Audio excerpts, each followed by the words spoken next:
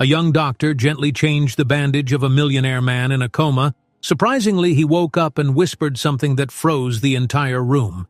But before we dive into the full story, let me know where you're watching from and what time it is. Now subscribe to the channel and let's get started. Dr. Sophia Walker was not someone who shied away from challenges. At 28, she had already been hailed as one of the most compassionate and dedicated physicians at Riverside General Hospital. Still, she never dreamed she'd be tasked with the private care of Jonathan Hayes, the billionaire real estate magnate who had fallen into a coma months earlier. His case was both tragic and infamous. He'd collapsed unexpectedly during a high-stakes board meeting, and despite the best medical interventions, he never came out of that deep slumber. Headlines and rumors swirled about business feuds, secret heirs, and an ex-fiancée who vanished right after his collapse. Everyone in town debated the mystery, but only one fact was certain. The once mighty Jonathan Hayes was now an immovable figure, clinging to life in a luxurious private hospital suite. Sophia first encountered Jonathan under the hush of fluorescent lights one stormy evening. She'd been asked to switch his bandages, the result of a minor surgical wound that needed constant monitoring. Hospital staff whispered that few dared to approach him. Something about the hush of that massive fortune cast a shadow of intimidation. But to Sophia, Jonathan was just another patient in need. She put on her gloves, entered the private room, and observed him quietly. Despite being motionless, there was a commanding presence in the room, as if the aura of his wealth and reputation still vibrated in the very air. In the background, monitors beeped softly, marking the steady pace of his heartbeat.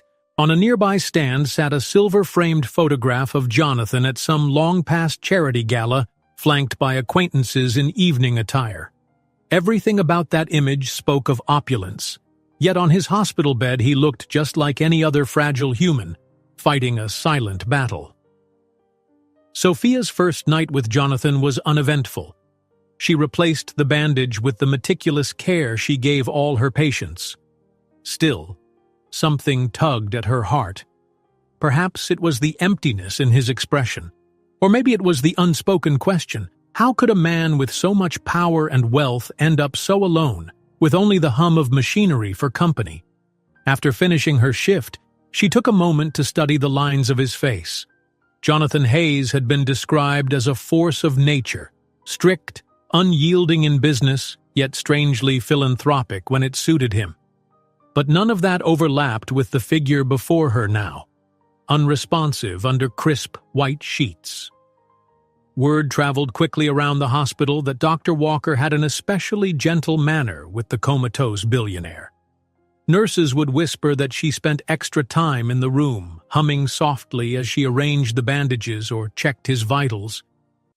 None of them knew that Sophia herself had grown up in hardship, a past that made her especially sensitive to pain and isolation. They just admired her calm approach. On her third shift, something unusual happened. Sophia, alone with Jonathan in the quiet of the early morning, suddenly found herself speaking to him. It was a near whisper, words tumbling out before she could hold them back. She told him about her own struggles, about the orphanage she came from. That place, run by a kind old nun named Sister Agnes, was on the brink of shutting down due to financial stress. Even as she spoke, she wasn't quite sure why she was unburdening herself. Maybe it was the hush of the room or the reflection she saw in Jonathan's silent face. She told him how she had once promised Sister Agnes she would find a way to save the orphanage that had been her only home. There was no response, of course. Jonathan lay still, as always. Yet as she finished checking the bandage, she felt an odd flutter of hope or maybe longing that he could hear her. In the corridor afterward, she reminded herself she was just a doctor offering care. This was her profession, not a confessional booth. But the next evening, she did it again. Carefully changed the bandage, spoke of the orphanage's debt, then apologized to him. "I'm sorry, Mr. Hayes. I'm just rambling. You must be tired of hearing me talk." Then, one fateful night, everything changed. The air in his private suite felt charged. as though a summer storm was coming. Sophia's gloved hands were steady as she lifted the old gauze. Her words, however, trembled with genuine worry. Sister Agnes had called her that very day, tearful, saying that if they couldn't raise funds soon, every child in the orphanage would be relocated, their home lost. The desperation in that phone call weighed on Sophia's heart all evening. When she finally muttered, "I wish you'd wake up, Jonathan Hayes. Maybe you could help me figure out what to do." She laughed at herself for the absurdity. What was she expecting? This was a man in a coma. But just as she finished placing the fresh bandage on his arm, she felt the faintest twitch under her fingertips. At first, she assumed she was imagining it. But no, his hand definitely moved. Heart-pounding, Sophia leaned closer. "Mr. Hayes?" She scanned the monitors, verifying his vitals. The lines on the screens fluttered with irregular bursts. Carefully, she called his name again, louder this time. And then, against all logic, Jonathan Hayes stirred. His fingers twitched, and a low gasp came from his throat. Shocked, Sophia nearly dropped the bandage scissors. She pressed the emergency button, her mind racing. Could he really be emerging from a coma? His eyelids fluttered as if weighed down by countless weeks of unconsciousness. Sophia gently squeezed his hand, her voice calm but urgent. "Can you hear me, Mr. Hayes? It's Dr. Walker. You've been asleep for a very long time. We're here to help you." A rushed flurry of footsteps echoed in the hallway. Nurses and a physician on duty raced in. They began medical checks, adjusting IV lines, preparing for the possibility of a delirious or agitated patient. But Jonathan's eyes opened, searching. One moment he gazed at the overhead lights, and the next his bleary stare fell on Sophia. His lips parted, a rasping dryness to his words. "I heard you—" The medical team exchanged wide-eyed looks. Patients in long-term comas didn't usually just snap out of them fully lucid. Yet here he was, gazing intently at the young doctor, as though compelled by the softness in her expression. Sophia felt tears burning at the corners of her eyes, tears of relief, or maybe just the weight of the moment. She had never expected that the near impossible would happen, much less be triggered by her pleas. "Let's not strain you, Mr. Hayes," she said, her voice trembling. "We'll need to move slowly. You've been in this bed a long time." He coughed, his voice like sandpaper, but insistent. "Orphanage. I'll help." A hush fell upon the medical staff. It was such an odd statement to be the first words from a man like Jonathan Hayes. And yet it dawned on Sophia that he truly must have heard her. She steadied her own heart's frantic beats and said, "Mr. Hayes, don't worry. We'll talk about all of this when you've recovered more strength. Right now we need to make sure you're stable." But Jonathan, with surprising strength, grabbed Sophia's wrist. His eyes flashed in that moment, a flicker of the empire-building tycoon he once was. "I promised," he said, voice cracking. "I promised. I'll save your orphanage." Sophia found herself nodding, though unsure how else to respond. She glanced at the head nurse, who was already calling for the ICU team to examine this miraculous reawakening. Jonathan's hand slipped from her wrist, his energy spent from that short declaration. He fell back into shallow sleep, but not the coma-like state, more the exhaustion of someone who's run a marathon. Within minutes, the hospital stirred like a disturbed beehive. The sensational news traveled across wards and corridors. Jonathan Hayes, the comatose billionaire, had awakened. Nurses speculated about the role of Dr. Walker. Some said it was purely medical timing. Others whispered about the power of a gentle caretaker's words. The hospital's phone lines buzzed with inquiries from tabloids and local TV, all wanting a statement on the miracle. Sophia remained close, assisting the ICU team. Machines beeped in a new rhythm. The staff busied themselves taking fresh vitals, scheduling brain scans, and drawing blood to check for any changes. Still, the question lingered. Would Jonathan remain lucid enough to continue that remarkable statement about the orphanage, or had it been a fleeting spark? Days passed, and Jonathan stabilized. Although physically weak, he'd regained certain faculties with astonishing speed. He recognized the hospital environment, asked direct questions, wanted news of his holdings. True, he tired out after even short conversations, but each day was progress. And each day, when Sophia visited, he offered a nod or an appreciative tilt of his head. It was as if he trusted her above anyone else. She tried to keep her distance in a professional sense, but there was an undeniable bond. In quiet moments, he'd murmur, "Tell me about the children, the place you grew up," and Sophia would softly relay the orphanage's struggles. The once silent hospital suite now echoed with gentle conversation. But a storm was brewing just outside. Unbeknownst to Sophia, rumors had spread among Jonathan's closest associates that he was awake. Investors, business partners, and even distant relatives circled like hawks. More disconcerting, a certain woman named Camille, a striking figure from his past, had arrived in town upon hearing the news. Few in the hospital staff realized it yet, but the ex-fiancé's sudden return would ignite a new chapter of turmoil. Camille Travers had once been draped on Jonathan's arm at high society galas, a statuesque brunette with an icy smile. Their engagement ended in scandal, though no one knew the precise reasons. Now, as the news of Jonathan's miraculous return spread, Camille's presence promised drama. She carried impeccable style, a cunning wit, and a determination to reclaim the spotlight next to the man she claimed was always hers. For Sophia, life had already shifted. Everyone in the hospital seemed to regard her as the doctor who revived the millionaire. Whispers followed her in corridors, the staff subtly distancing themselves with curiosity or jealousy. Even Sister Agnes phoned daily, hopeful that Jonathan's vow to help the orphanage would come true. But Sophia remained cautious. She didn't want to pin the future of her beloved orphanage on a man who was still so frail. Promises made in half-lucid states could crumble under the weight of reality. Yet on the evening of Jonathan's official discharge from the ICU, the unexpected happened. As Sophia checked his chart, ensuring that all was well for the move to a private recovery suite, Jonathan placed a hand over the chart. "I remember," he said, voice low but steady.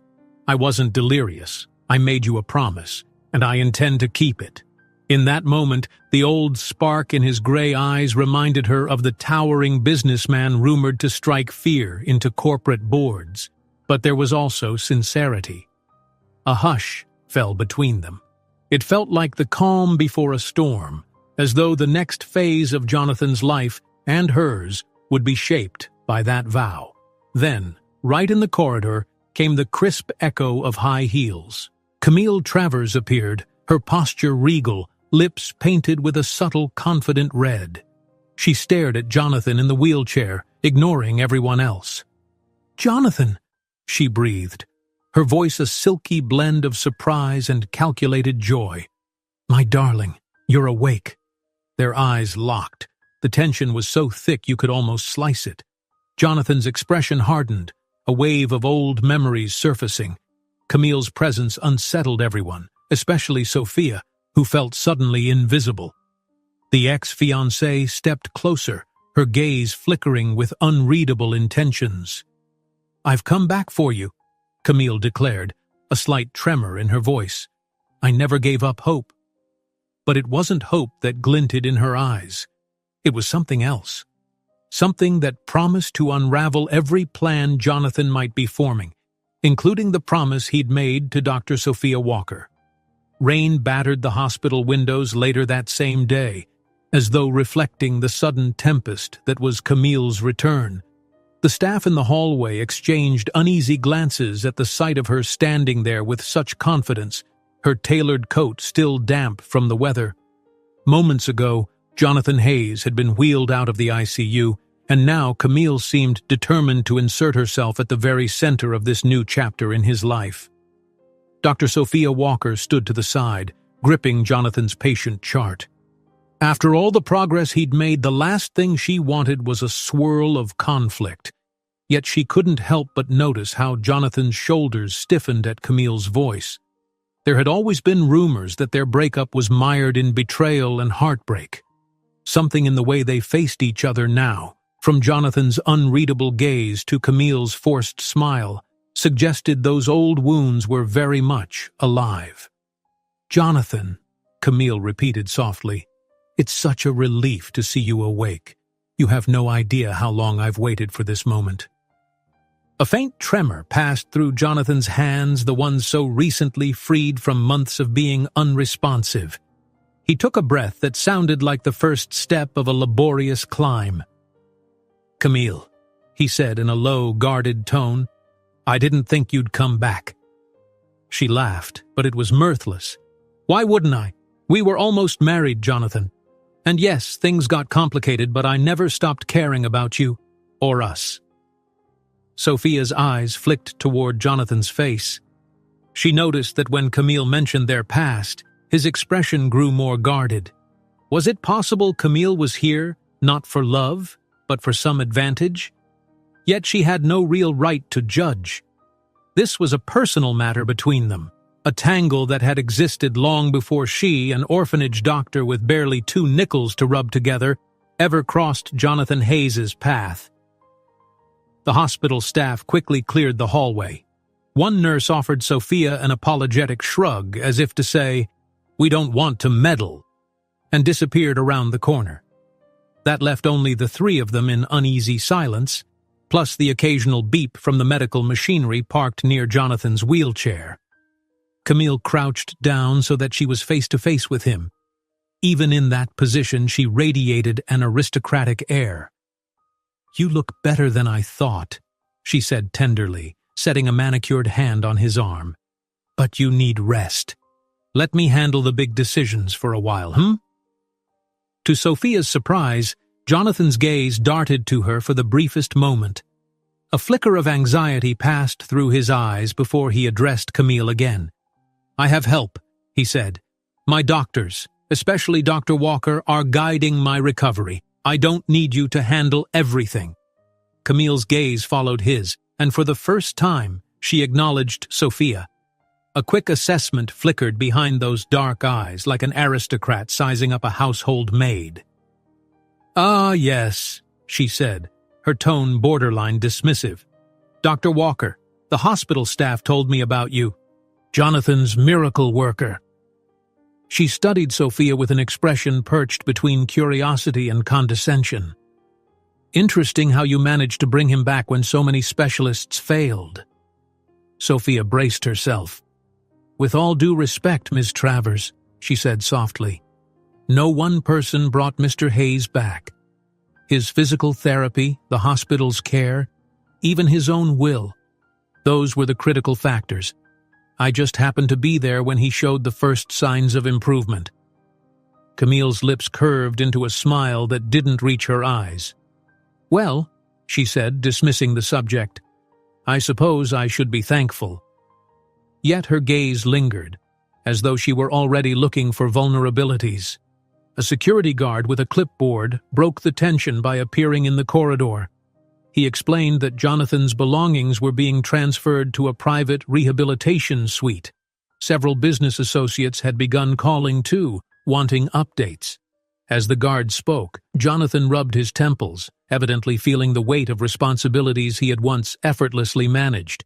Camille was the first to respond. "Tell them Mr. Hayes needs rest," she said in a tone so commanding it made the guard blink. "If they want a statement, they can go through me." Sophia found herself stepping in. "Actually, I advise we keep communications minimal until Mr. Hayes is stable. Right now, his greatest need is physical and mental recuperation. Non-essential meetings should wait." The guard nodded, then gave both women a puzzled look, unsure who to obey. Jonathan ended the standoff by speaking up. "Let them know I'm awake, but no meetings. I'll decide next steps soon." He exhaled, turning to Camille with a gravity that suggested far more than exhaustion. Camille, I appreciate your concern, but everything's changed. My future and my priorities aren't the same as they once were. She arched an eyebrow. Oh? And what does that mean?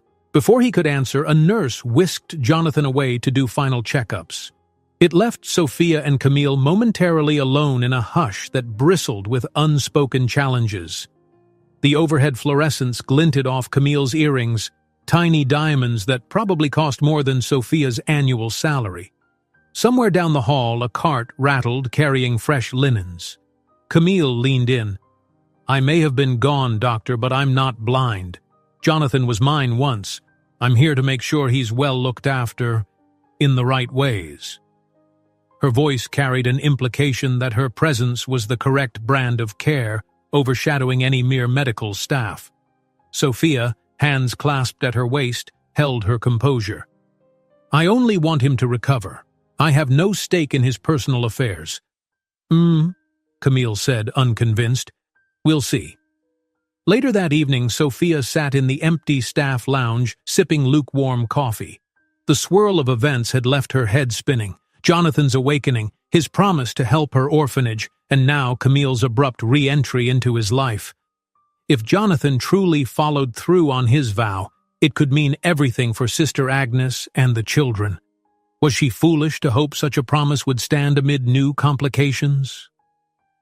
A tired nurse entered the lounge, offering a supportive smile. Long day, huh? Heard about Ms. Travers returning. She's a piece of work, that one. Sophia sighed. I barely know her, but it's clear she's protective of him. Maybe it's not my place to say. The nurse shrugged. Maybe, but watch your back. Folks like her don't like outsiders in the picture.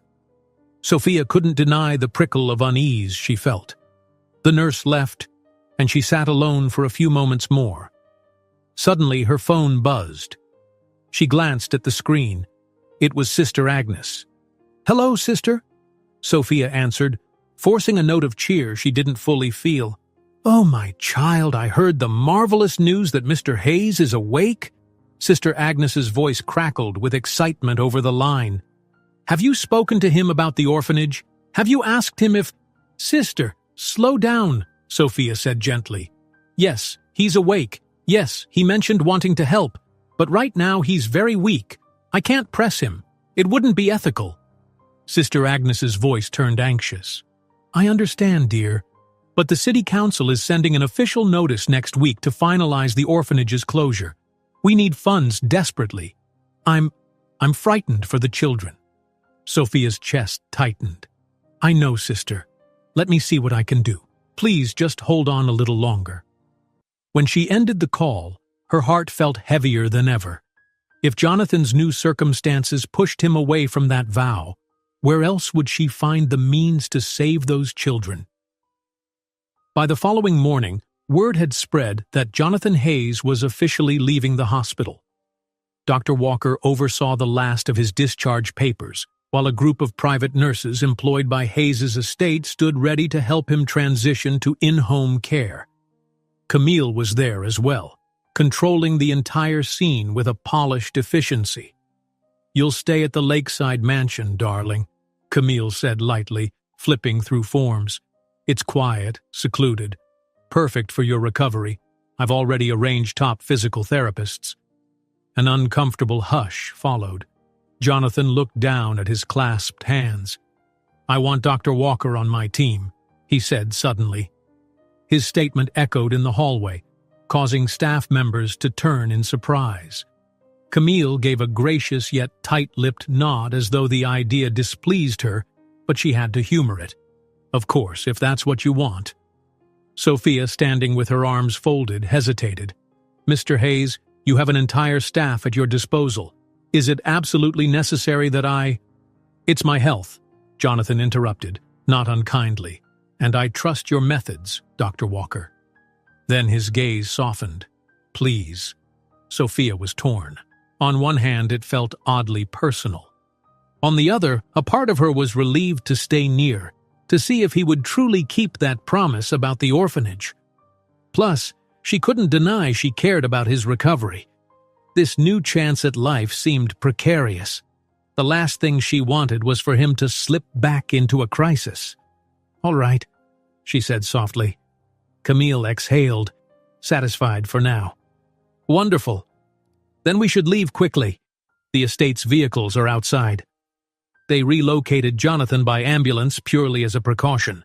Sophia rode alongside him, monitoring his vitals, while Camille followed in a sleek black car. As they traveled through the city, Jonathan looked out the window, taking in the skyline for the first time in months. His eyes lingered on certain landmarks, spots he once owned or influenced. "There's so much I need to fix," he whispered. "Things that happened while I was gone." Sophia quietly tucked a blanket around him. "Step by step," she said. "Focus on getting better first." He nodded, exhausted by even this short conversation. The entire ride, a million questions danced on his face, but he was too weak to voice them all. Sophia resolved to keep him calm, to make sure he didn't overtax himself. When they arrived at the lakeside mansion, a name that hardly captured the grandeur of the estate, it felt like stepping into another world. Iron gates parted, revealing manicured lawns, fountains, and a massive home perched elegantly by a picturesque lake.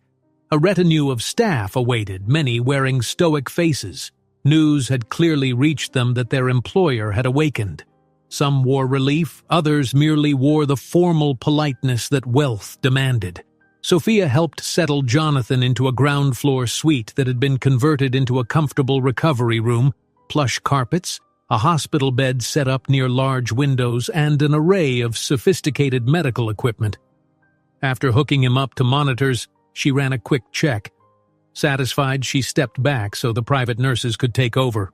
Camille hovered in the doorway. "I've arranged for the chef to prepare a restorative menu," she said crisply. "Only the best. Bone broths, fresh-pressed juices, a bit of caviar if he can tolerate it." Sophia found her medical instincts bristling at the mention of such indulgent foods. "We'll need to follow a controlled diet during his first days out of the hospital," she explained. "I'll speak with the chef to make sure the menu aligns with his nutritional plan." Camille offered a tight smile. "But of course, whatever you think is best." Outside the bedroom, a small living area had been turned into a command center of sorts, with file boxes, computer screens, and a phone that wouldn't stop ringing. Various business associates and accountants had begun calling for statements or instructions. A slender man in a fine suit approached Sophia, introduced himself as Clark, Jonathan's personal attorney. He set a thick stack of documents on a table. "Once Mr. Hayes is feeling better, I must brief him," Clark said, voice grave. "There are pressing concerns about his real estate holdings, philanthropic funds, and certain pending lawsuits." Sophia frowned at the thickness of the files. Lawsuits. She realized Jonathan's empire was not only massive but complicated. The man who lay quietly in the next room had far more to deal with than just physical therapy. Late that evening, after the mansion's staff had done their duties and the house fell silent, Sophia stepped outside for fresh air. The estate's garden glowed under soft lanterns, the lake reflecting moonlight.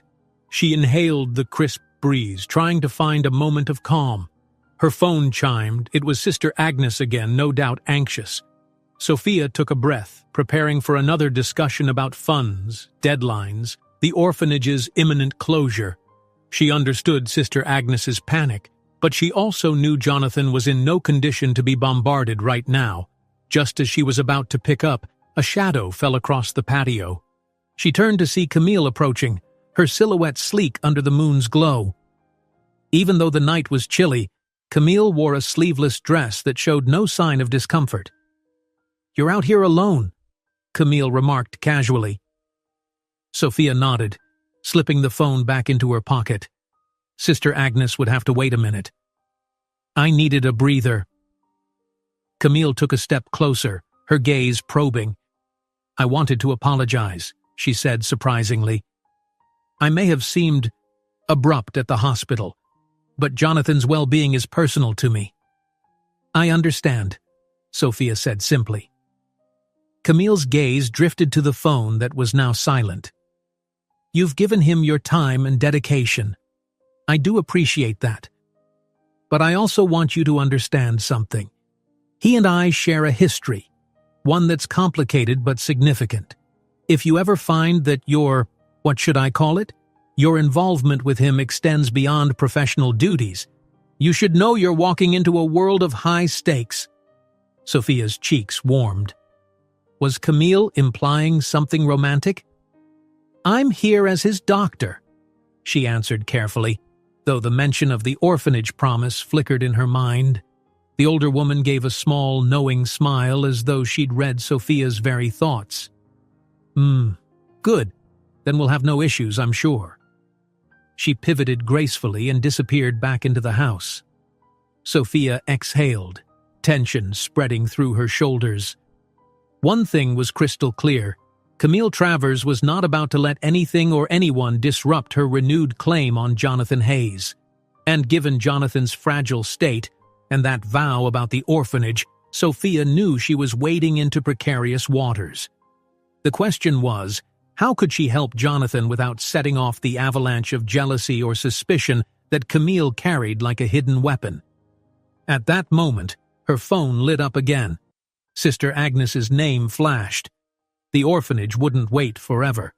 The guilt gnawed at her. She had to find a way, some quiet window of time to approach Jonathan, to gently remind him of his promise before the closure advanced any further.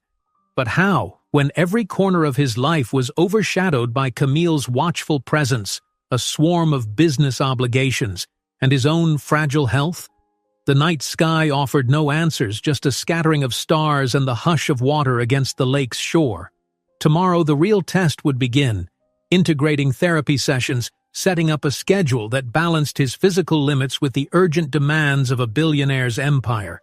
And overshadowing it all was the tension simmering between the woman who used to be on Jonathan's arm and the doctor who had unexpectedly forged a bond with him in a silent hospital room. Long before dawn streaked the sky, Dr. Sophia Walker found herself awake in one of the lakeside mansion's guest bedrooms. She couldn't recall the last time she'd slept properly, maybe back when Jonathan Hayes was still lost to the world in that silent coma. Everything since his awakening had been a swirl of high-stakes obligations, tense encounters with Camille Travers, and constant worry about how to broach the topic of the orphanage's looming closure without jeopardizing her patient's stability. Through the tall windows of the guest room, she could see the calm surface of the lake reflecting early morning moonlight. The hush felt like the house itself was holding its breath, except she knew that soon staff would start bustling, private nurses checking vitals, cooks preparing breakfast trays, phone calls beginning to rattle the heavy landlines of the mansion's business center. It was as if Jonathan's entire empire never truly slept, but instead waited for orders that had been absent for far too long. In her mind, two distinct responsibilities collided. Her role as Jonathan's doctor and caretaker, a duty that demanded she guard his health and not stress him unduly, and her personal mission to see if he truly meant that promise of saving the orphanage. Sister Agnes had called again just before midnight, voice quivering with a new fear. The city council's final notice would arrive in mere days, and the children in that orphanage, Sophia's only family, had no idea where they'd be sent if the place shut down. She rubbed her eyes, telling herself to remain calm. There had to be a way to keep Jonathan's mental burden light, while at least informing him of the urgent timeline. Perhaps she'd bring it up gently during a routine check. Let him know the situation, but not press for an immediate solution. That felt like the only fair approach. Yet each time she thought about it, the memory of Camille's pointed warning returned, echoing in her head. If you ever find that your involvement goes beyond professional duties, you're walking into high-stakes territory. Still, the children's future was on the line. Sophia decided she would wait until the perfect window. Some quiet moment alone with Jonathan when he was alert, not overwhelmed by a swirl of business demands. That, she told herself, was the best path forward. By 6 a.m, the mansion's staff was active, moving through corridors with practiced discretion. Sophia prepared a small table in Jonathan's recovery suite for his breakfast, a medically approved blend of oatmeal, fruit, and mild tea. When she knocked and entered, she discovered that a private nurse had already helped him sit up, adjusting the bed so that he rested against several pillows. Even after a few days out of the hospital, Jonathan looked pale, but his eyes carried more focus than before. "Morning, Dr. Walker," he greeted, voice husky from sleep. A faint half-smile tugged at his lips, a sign that his confidence was slowly returning. She checked the monitors, verifying his pulse and oxygen levels, then laid the breakfast tray on a movable table. "How are you feeling today? Any pain or dizziness?" He inhaled deeply, as though testing his own lung capacity. "Not as bad as yesterday," he admitted. "My muscles still feel weak, but I can breathe easier. That's progress, right?" Sophia smiled. "Absolutely. We'll keep an eye on it. The physical therapist should arrive soon. I'd like them to do a gentle session with you, mostly stretching. After that, we can see how your vitals respond." Jonathan nodded, but his gaze drifted to the wide window overlooking the lake.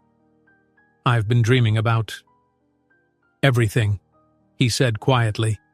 "All the projects I left undone, the philanthropic fund I'd started, the children's hospital wing that was supposed to open last year, and—" He hesitated, turning to her. "I keep hearing your voice, telling me about an orphanage." Sophia's heart gave a jump. She tried not to show her surprise. "You do remember. Well, while you were still in the hospital, you mentioned wanting to help me keep it running." He reached for the water glass with an unsteady hand, but Sophia gently guided it to his lips. After a sip, he nodded. "Yes, it's not just some fleeting vow. I meant it when I said I would. What's the current situation?" Her breath caught. She told herself not to overwhelm him. "We can discuss the details when you're stronger," she said softly, "but I'd be lying if I said it's not urgent. The orphanage faces immediate closure. Funding fell through and the city council doesn't have the resources to keep it open."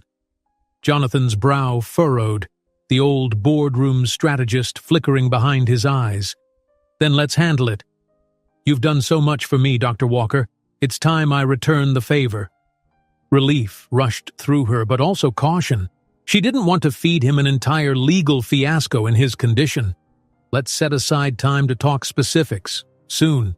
Maybe in a day or two. That will give you a bit of rest and we can gather the data you need." He squeezed her hand in thanks. She felt a wave of warmth at the genuine concern shining in his expression.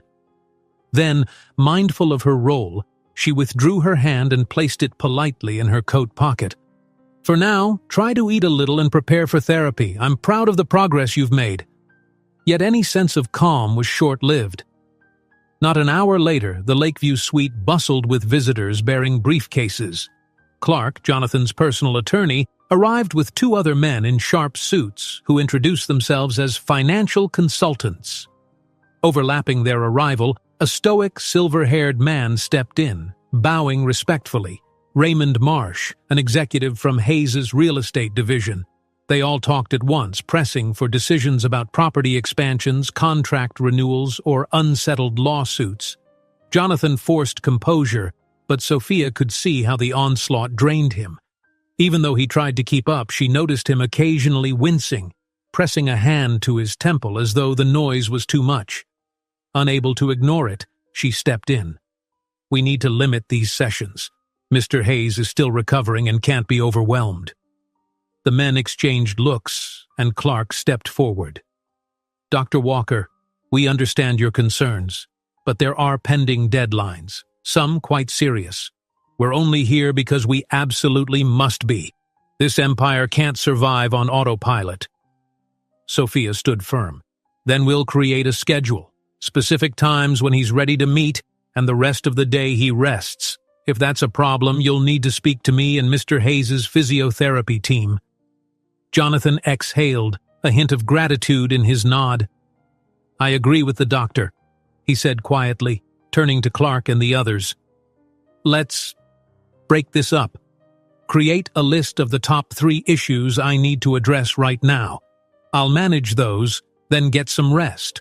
The rest can wait." The men had no choice but to comply. Sophia helped them shape a quick, single-topic appointment that would last no more than 30 minutes.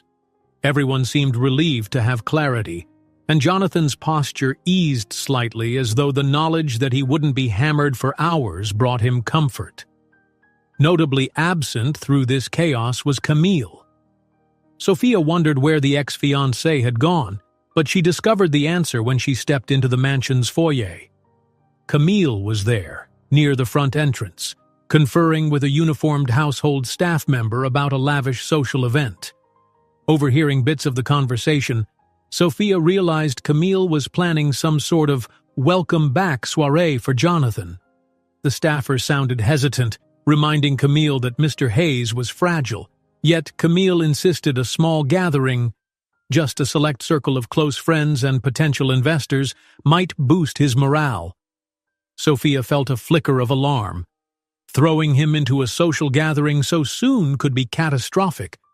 She cleared her throat gently, stepping forward. "Ms. Travers? May I have a word, please?" Camille pivoted, a bright veneer of politeness on her face. "Yes, doctor?" Sophia spoke quietly. "I overheard something about an event. May I remind you that Jonathan's condition is delicate? A party, even a small one, could put undue stress on him." Camille waved a hand in a well-practiced gesture of dismissal. "I understand your caution, but trust me, Jonathan needs to reclaim a bit of normalcy. Keeping him isolated is only going to prolong his sense of powerlessness. We're not inviting the entire city, just a handful of influential figures who can help smooth the waters. After all, I hear there's been talk among the board that Jonathan may be too weak to lead." The logic wasn't entirely flawed. Regaining control of his image might reassure certain factions that Jonathan was still in command. Still, the medical side of Sophia bristled at the risk. "I'd like him to get stronger physically before stepping into a public arena, even if it's just in his own home." Camille pursed her lips. "You do your job, and I'll do mine," she said with forced politeness. "I'll run every detail by him, of course. If he's not up to it, we'll postpone. But if he wants to forge ahead, I won't stand in his way, neither should you." Sophia met her gaze. She felt the tension crackling between them. Two forces protecting Jonathan in different ways. One out of medical necessity, the other out of personal or even strategic reasons. "All right," she said finally. "But please, let me know before any final decision. I can help ensure the environment is safe for him." Without waiting for a reply, she turned and headed back to Jonathan's suite, inwardly unsettled. Camille's approach might end up forcing Jonathan into a social scenario he wasn't yet ready for, and if it caused a setback in his healing, who would pick up the pieces? Early afternoon arrived with a hush. Business associates had cleared out temporarily. Camille was off in some distant wing of the mansion finalizing arrangements for that possible party. Private nurses were on a break, though on standby. Sophia seized the moment to check on Jonathan more thoroughly. She found him dozing in the recliner near his bed, a medical wrap around his torso to stabilize some lingering muscle issues. He stirred when she entered, opening one eye. "No more meetings, I hope?" She smiled, a gentle one. "Not for at least a couple of hours. I wanted to see if we could do a short breathing exercise session. Might help with your stamina." He nodded, eyelids heavy. "You're the boss, doctor." Over the next half hour, Sophia guided him through slow breathing cycles, gentle arm and shoulder movements, encouraging him to push his boundaries just enough to build strength without strain. Jonathan complied, although she could see the smallest tasks made him tremble. It was remarkable how months of immobility had sapped his once formidable energy. When they finished, Jonathan exhaled carefully. "It's strange," he murmured. "I used to have the energy to take on entire corporate boards from morning until midnight. Now, a few simple stretches leave me winded." Sophia reached for a towel, blotting the sweat on his brow. "But look how far you've come in just days. Patience, one step at a time." He stared at her, perhaps remembering how she had repeated that mantra the first night he'd regained consciousness. "Dr. Walker, Sophia, can I ask you something personal?" She paused, uncertain. "Of course." He hesitated. "Camille told me something earlier. Said you might be using my recovery to get something you want. That the orphanage you mentioned was a sob story to emotionally manipulate me." His gaze was gentle, not accusatory. "I just want you to know that if I do help your orphanage, it's not because you tricked me. It's because I choose to." A flush of anger and embarrassment lit Sophia's cheeks. She forced herself to remain calm. "I'd never manipulate you like that. My orphanage is real and I'm genuinely worried about its future, but I'd never push you into something that harms your health or your interests. If you decide not to help, that's your right." He studied her face carefully, then nodded. "I believe you. I just wanted to say it aloud so there's no misunderstanding." Sophia's voice softened. "Thank you. She hesitated. Should she share more? "I grew up with no one else, Jonathan. Sister Agnes was the closest thing I had to a mother. We never had enough money, but we had each other. If the council closes that place, every child loses that safety and love I knew. I can't let that happen. But I'm not wealthy or influential. I'm just a doctor." He reached out and squeezed her hand. "You're more than just anything, Sophia." Then he let go, leaning back with a weary sigh. "Don't worry. We'll solve it." She stepped away, heart heavy and light at the same time.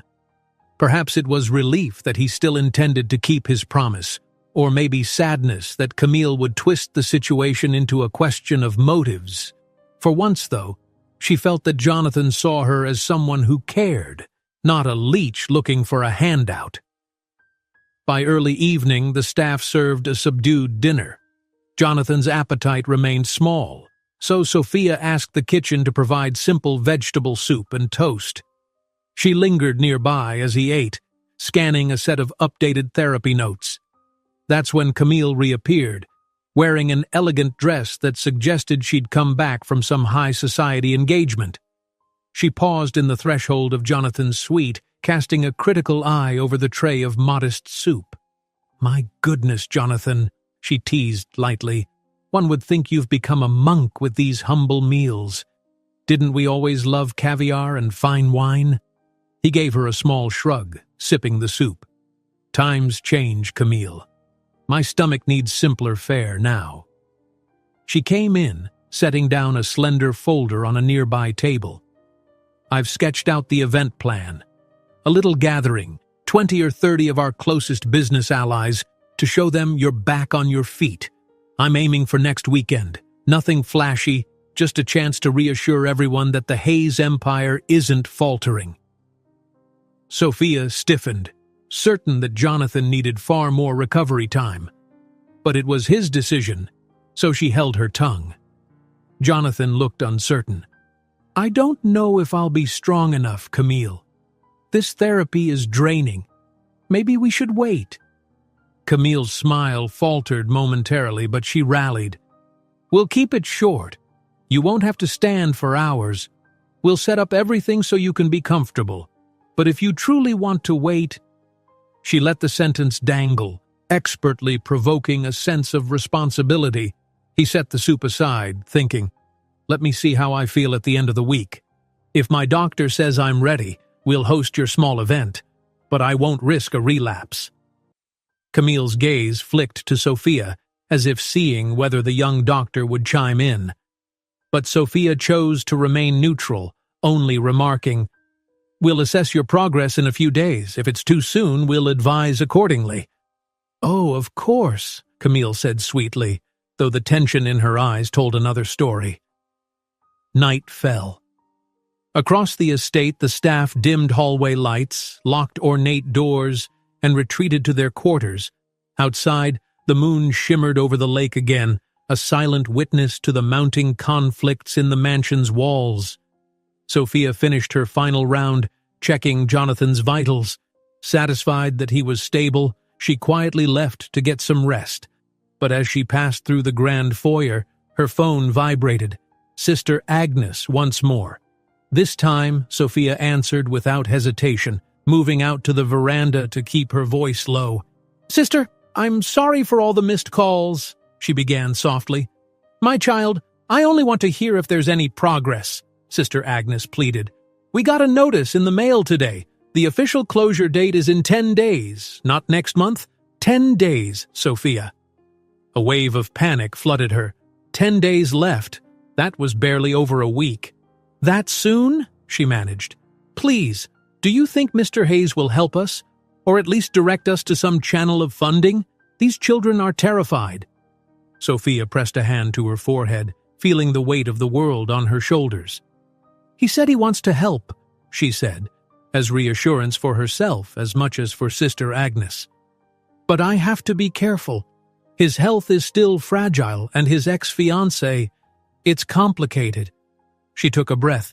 "But I promise I won't let you down. Let me handle this." After hanging up, she stood on that veranda, gazing out at the star-laced sky. 10 days. She'd have to find a way to expedite Jonathan's involvement, or at least secure partial funds to keep the orphanage afloat until further solutions were found. The question was, could she navigate around Camille's vigilance and the avalanche of business crises demanding Jonathan's attention? As she turned to go inside, a dark silhouette emerged from the shadows. A groundskeeper, or so she thought, but the figure quickly melted away, disappearing behind a hedge. In the moonlight, the shape looked suspiciously like one of Camille's personal drivers. Instinctively, Sophia's heart raced. Had someone been eavesdropping? Watching her? It was a chilling reminder that within this estate, secrets might be currency and caution was essential. Could it be that Camille had assigned someone to keep tabs on her? To gather evidence that Sophia was pushing an agenda behind Jonathan's back? One thing was certain. Time was short, and the stakes were impossibly high. If she didn't carefully but swiftly secure Jonathan's help, Sister Agnes would watch the doors of their beloved orphanage close forever.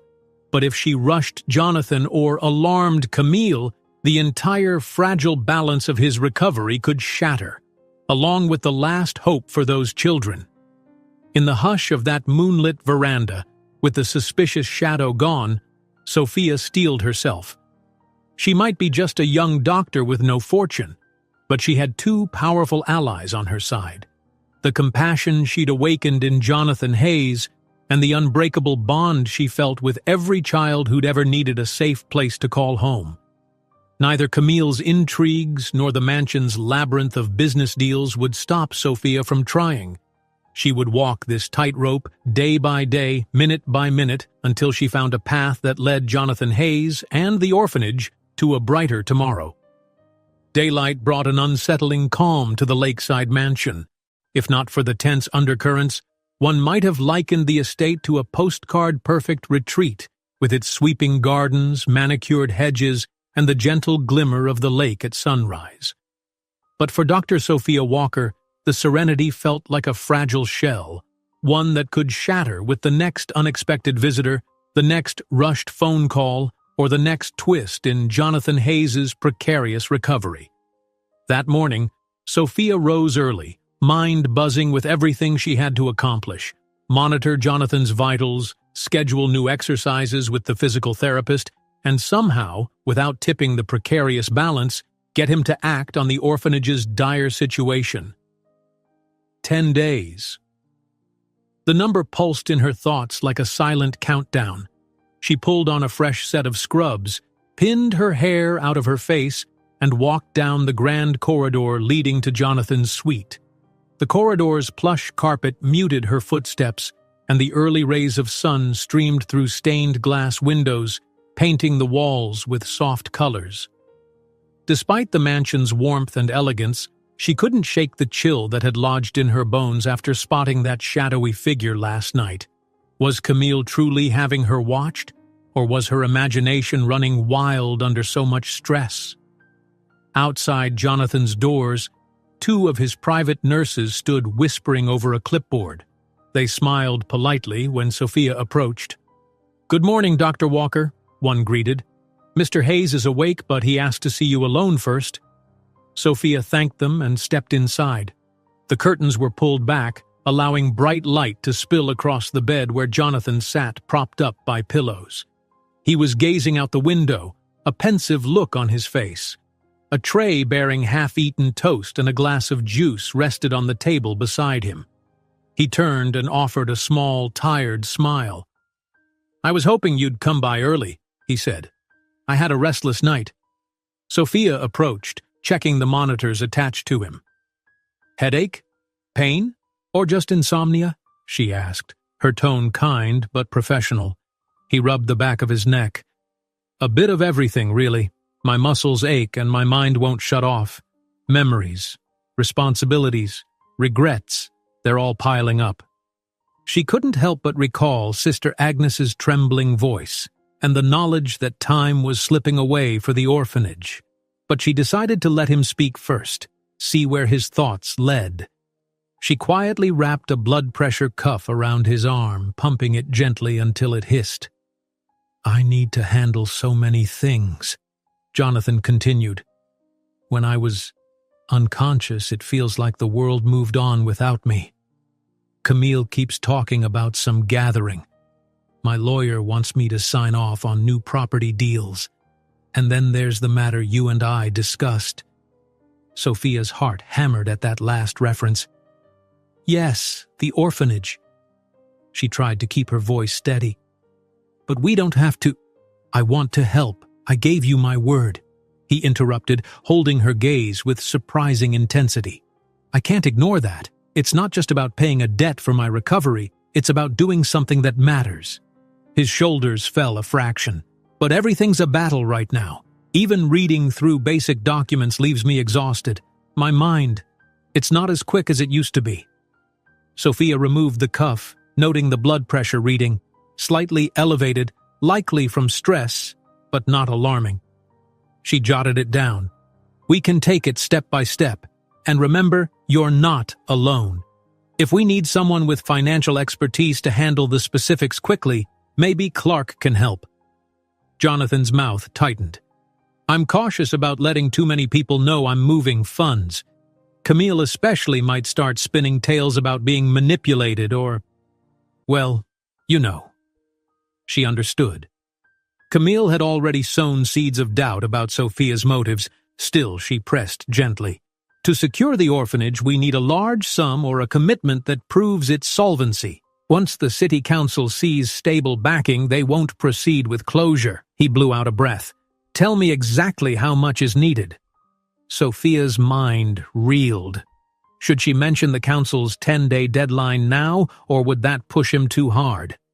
Gently, she answered, "Sister Agnes says the immediate debt is around $200,000. That would cover repairs, overdue taxes, and keep them afloat for at least another year. Beyond that, we'd need an ongoing support plan." She saw him mentally calculate and recognized the flicker of the old Jonathan, efficient, decisive. "$200,000 is nothing to my estate," he said, though his voice was strained with fatigue. "But the formalities might take time, moving money, drawing up an official sponsorship. Clark can handle the legal framework if I ask, but I don't want word getting back to Camille just yet." Sophia nodded. "Understood. If you'd like, I can talk to Sister Agnes about a temporary bridging solution. Some document that shows the orphanage is guaranteed enough funds to cancel the closure notice. Then we'll finalize the rest after your recovery. But we have to act soon. The council's final decision is in 10 days. He looked up, startled. 10 days? Why didn't you tell me it was that soon? I worried about adding stress, she admitted softly, her cheeks warming with guilt. I'm sorry.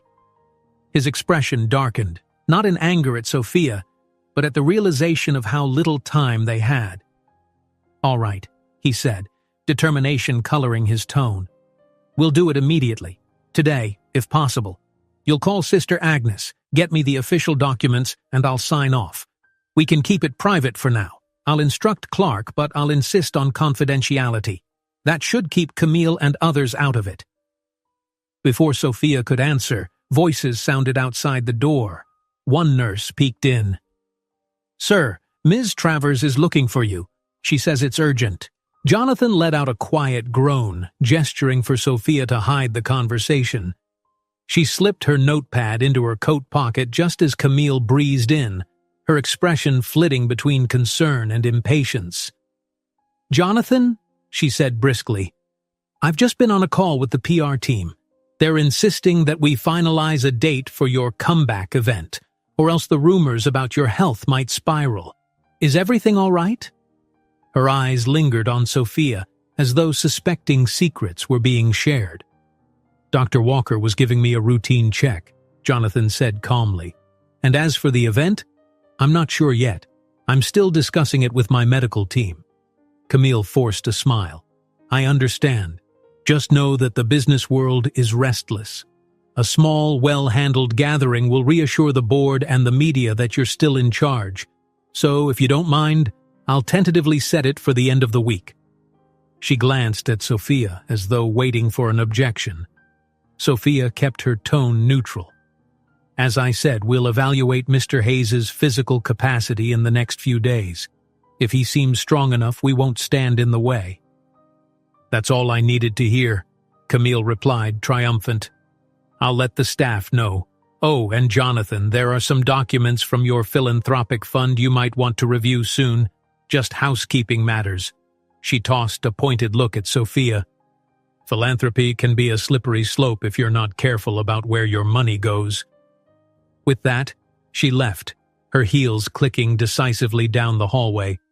Sophia turned to Jonathan, biting her lip. She must suspect something.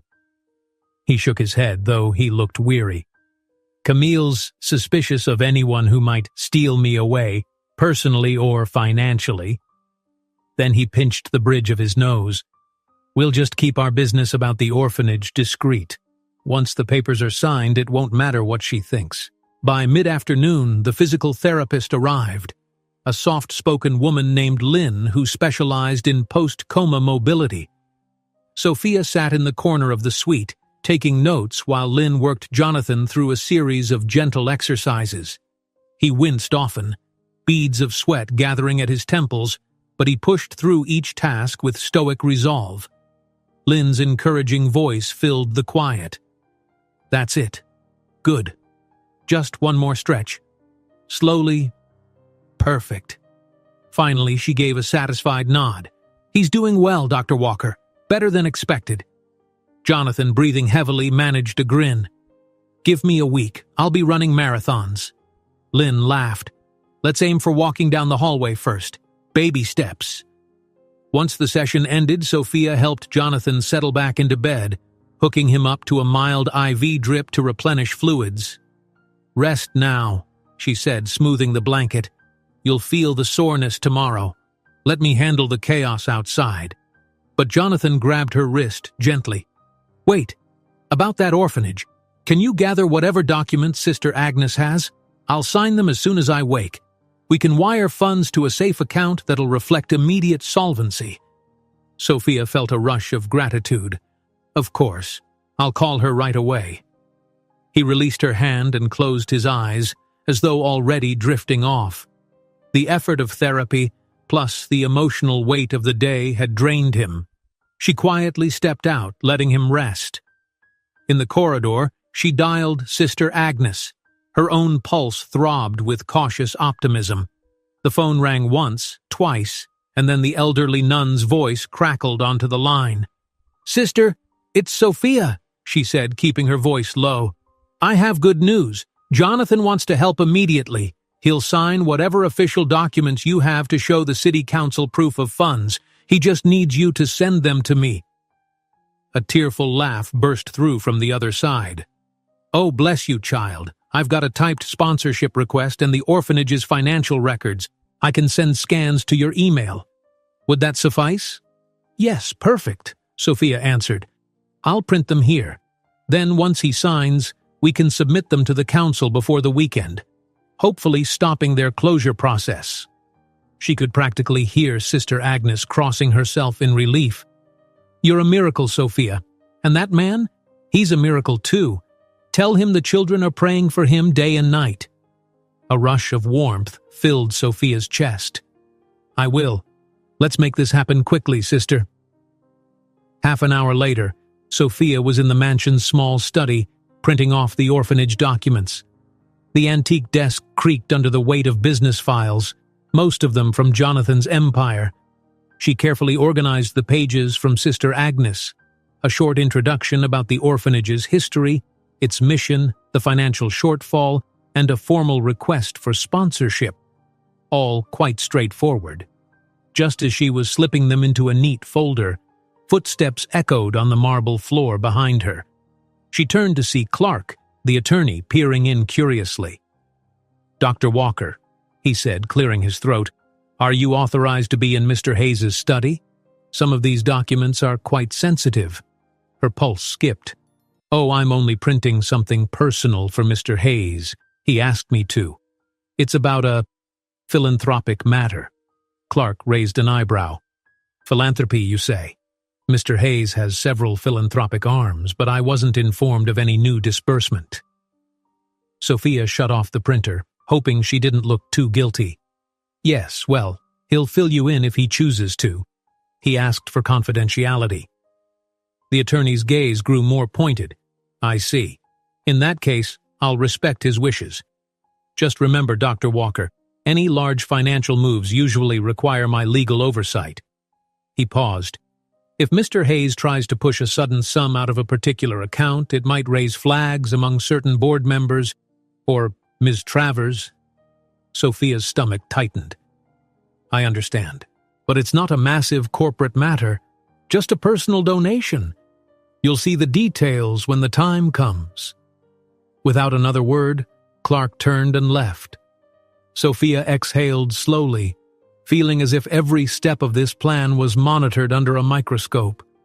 She gathered the papers, careful not to leave even a stray staple behind, and headed out. She approached Jonathan's suite, slipping in quietly, expecting to find him still dozing. Instead, she saw Camille perched on the edge of his bed, flipping through a tablet with one hand while the other rested possessively on Jonathan's shoulder. Sophia froze, pressing the folder against her chest as if it were a shield. "Ah, Dr. Walker," Camille greeted with disarming sweetness. "Jonathan and I were just discussing the philanthropic fund. We might incorporate some of our upcoming events' proceeds into a charity aspect." Her eyes flicked to the folder in Sophia's arms.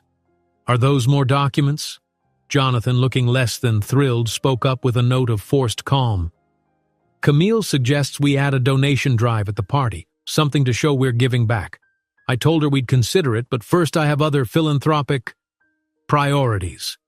A tiny muscle jumped in Camille's jaw. "Of course."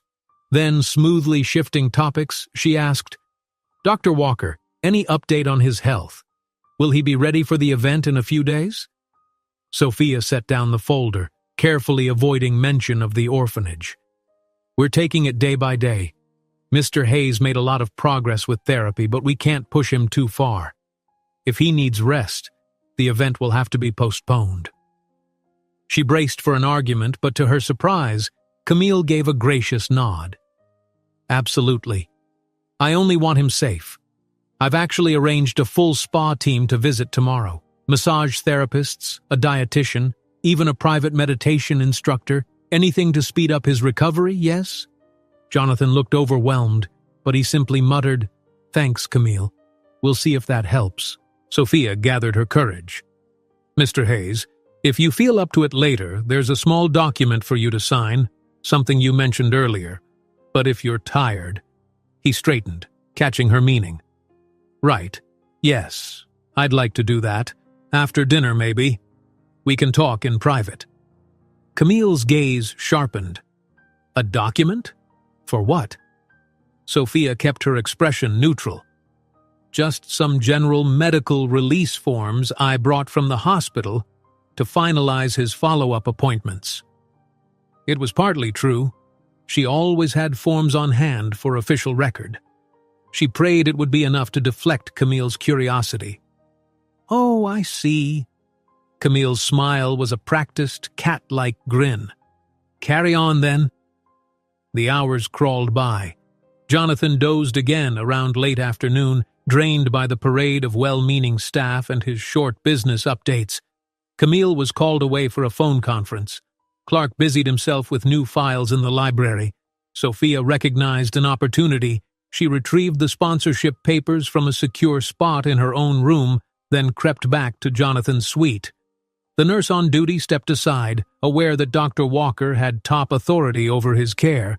Inside, soft lamplight bathed the room. Jonathan was awake, staring at the swirling patterns on the ceiling as if deep in thought. "Doctor," he murmured, noticing her entrance. "Is it time?" She nodded, shutting the door behind her.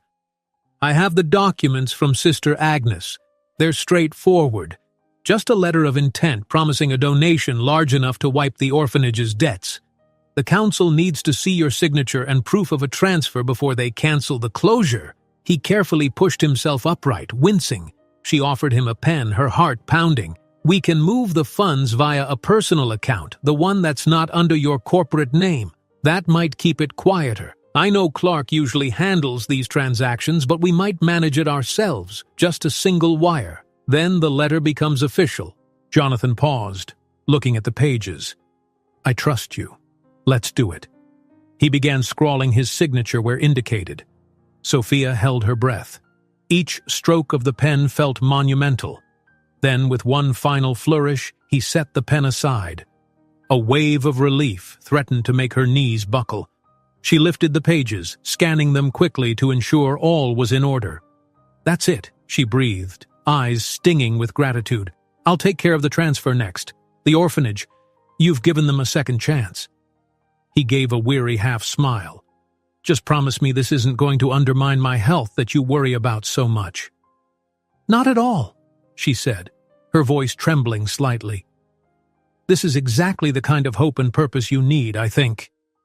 But as she carefully tucked the papers into a folder, her mind buzzed with worries about secrecy. Would Clark or Camille discover this donation before it was processed? Could they block it? Claiming Jonathan wasn't of sound mind or using the Hayes estate irresponsibly? The signed documents felt like the key to saving those children, yet also a potential flashpoint if revealed too soon. She locked eyes with Jonathan, wanting to say more, but he looked exhausted. "I'll handle the wire transfer discreetly," she promised quietly. "You just focus on resting." He nodded, laying his head back against the pillows. "Thank you, Sophia." Later that night, as the household settled and security lights flickered across the garden, Sophia found a secure laptop in the study. Using the account information Jonathan had provided and a small authentication device he'd retrieved from his personal belongings, she managed to initiate the transfer of $200,000 to the orphanage's designated account. A screen message confirmed the process. It was done. Her heart soared at the thought of Sister Agnes's joy and the children's relief. She emailed the proof of funds to the nun and attached a digital copy of Jonathan's signed letter, advising her to immediately inform the council. Exiting the study, she felt as though she'd finally broken a suffocating chain. She made her way upstairs, folder pressed tight to her chest, determined to keep it hidden until the final steps were confirmed. But just as she reached the dimly lit corridor that led to her guest room, a figure stepped from the shadows. It was the same shape, the same silhouette she'd glimpsed before, tall, broad-shouldered. Instantly her senses flared with alarm. He moved quietly, blocking her path. In the faint glow of a wall sconce, she recognized him as one of the drivers, often at Camille's side. His face was expressionless. "Excuse me," Sophia managed, trying to edge past. He didn't budge. A tense moment passed. Then the driver spoke in a low voice. "Ms. Travers would like a word. Now." Sophia's heart thundered. So Camille had indeed placed a watchdog on her. Did Camille suspect the real nature of the papers? She steadied herself. "It's late. If Ms. Travers needs to talk, she can come see me in the morning." "Ms. Travers said now," he repeated, his tone icy. "If you please?" Swallowing her fear, Sophia realized she had no immediate escape. She slipped the orphanage folder discreetly under her arm, pulling her coat over it. "Fine," she said, forcing calm. "Lead the way." With that, the driver turned and guided her down a side corridor, the mansion's lights casting long, ominous shadows on the marble floors. Sophia followed, each step echoing with dread. She clung to the hope that Jonathan's signature and the wire transfer had already secured the orphanage's future, no matter what confrontation lay ahead. Because from the look of the driver's rigid posture and the mention of Camille's summons, it was clear that trouble lurked just beyond that corridor's final door. The corridor was silent except for the echo of footsteps, Sophia's and the driver's, as they advanced deeper into the mansion's less frequented wing. It struck Sophia how different this route felt. It wasn't the grand, bright hallway leading to Jonathan's recovery suite, nor the cozy path to the library. The lights overhead were dimmed, the walls lined with paintings that seemed to peer down with silent disapproval. Sophia clutched her folder discreetly under her arm. She hadn't been prepared for an immediate confrontation with Camille, especially not in the middle of the night. But the more she thought about it, the more she realized this was exactly Camille's style, pulling strings from the shadows, controlling situations on her own terms. Each step filled Sophia with fresh waves of anxiety. If Camille found out about the newly signed documents, the donation that Jonathan had just pushed through, how would she respond? At the end of the corridor, the driver paused in front of double doors carved with elaborate motifs of vines and roses. He knocked twice, then waited. A muffled voice said, "Come in," and he opened the doors, gesturing for Sophia to step inside. She entered what appeared to be a private salon or sitting room. Deep burgundy drapes covered tall windows, and the faint scent of expensive perfume lingered in the air. A single lamp cast a warm circle of light in the center of the room, illuminating a velvet chaise lounge. There sat Camille Travers, dressed in a flowing robe of silver satin, her posture regal, ankles crossed elegantly. Even in that relaxed attire, she looked ready for a business negotiation or a polite duel, whichever came first.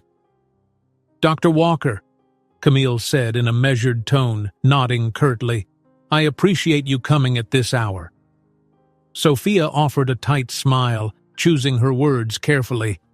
"I didn't have much choice." The driver quietly closed the doors behind them, leaving the two women alone. Camille gestured to an armchair across from her. "Please, sit. We have things to discuss." Sophia hesitated, then sank onto the chair, trying to keep her posture calm. She placed the folder on her lap, making sure the cover faced down. Although the transfer was already made, the signed sponsorship letter was still inside, and she dreaded Camille's reaction if she discovered it. Camille leaned forward, resting her forearms on her knees.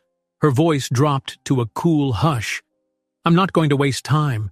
For days I've sensed a secrecy between you and Jonathan. He's never been one to hide important financial moves from his inner circle. Yet now I catch whispers about a sudden personal donation, and he grows guarded whenever I inquire." Sophia's heart pounded in her ears, but she kept her expression neutral. "Mr. Hayes is an adult with autonomy. If he chooses to make personal donations to an orphanage?" Camille cut in with a raised eyebrow. "Yes, I'm aware of that story. Did you think I wouldn't do a little digging?" She gave a brittle laugh.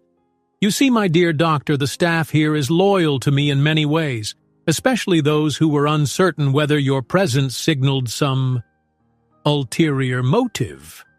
Sophia's pulse jolted. So it was more than suspicion. Camille had truly begun investigating.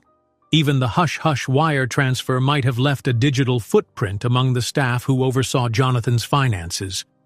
"It's not an ulterior motive," she said, swallowing her frustration. "It's a worthy cause, and he wanted to help of his own free will." Camille tilted her head. "Is that so?"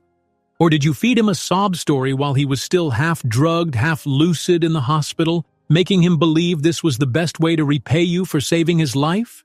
She leaned back, eyes narrowing. Your talk of philanthropic altruism is charming, but let's be honest, $200,000 is hardly pocket change, even for Jonathan, given his current state and the legal tangles around his estate. Why not be transparent about it if there's nothing to hide? Sophia fought the urge to snap back. Instead, she steadied her voice. Jonathan was free to tell you. He didn't because he feared you'd cast doubt on his decision. And from the way you're reacting now, can you blame him? Camille rose from the lounge gracefully, crossing the space in a few measured steps. A faint tension showed in the set of her shoulders. She moved to a small bar cart, poured a splash of amber-colored liquid into a crystal glass. I suppose he's always had a soft spot for grand gestures, she said, swirling the drink absently. He told me once he believed in rescuing things, broken companies, failing institutions, lost souls. I suspect you discovered that streak and used it. Sophia shook her head, anger simmering. Believe what you want. I never pressured him. The orphanage was in crisis. He asked how he could help, so I told him. That's all. Camille downed a swallow of the liquor, then returned her gaze to Sophia. Whether or not you pressured him, you realize what this looks like to the outside world? A private caretaker influencing a fragile billionaire to sign over money. If the board catches wind of this, or if certain people want to interpret it maliciously, they could claim Jonathan was manipulated while mentally and physically weak. The menace behind her words wasn't subtle. Sophia felt a chill. He's not incompetent, nor is he out of his mind. He was declared fit enough to make decisions by his lead physician upon leaving the hospital. And I'm not some con artist, Ms. Travers. Camille set her glass on a side table with a decisive click. I see your indignation. Let me be perfectly clear. I could, if I chose, raise a ruckus that would tie this donation up in legal knots for months, maybe indefinitely. All I'd have to do is claim undue influence or claim he lacked clarity after such a prolonged coma. Her lips curved in a half-smile. I won't do that unless forced, because I don't wish to hurt Jonathan. But make no mistake, if you challenge me, I'll protect him from anything I deem suspicious, even if that means dismantling your entire plan. Sophia's hands clenched around the folder. What do you want, then? To revoke the donation and let an orphanage close down? Hardly. Camille's tone turned almost bored. I'm not a monster, doctor. If Jonathan truly wants to help your, what is it called, Sunnybrook Orphanage? Fine. I'm not here to snatch food from starving children, but I do want to ensure that everything remains properly managed. Fury flashed behind Sophia's eyes. She forced herself to speak calmly. It's Sister Agnes's orphanage. All funds will be used transparently. There's no mismanagement.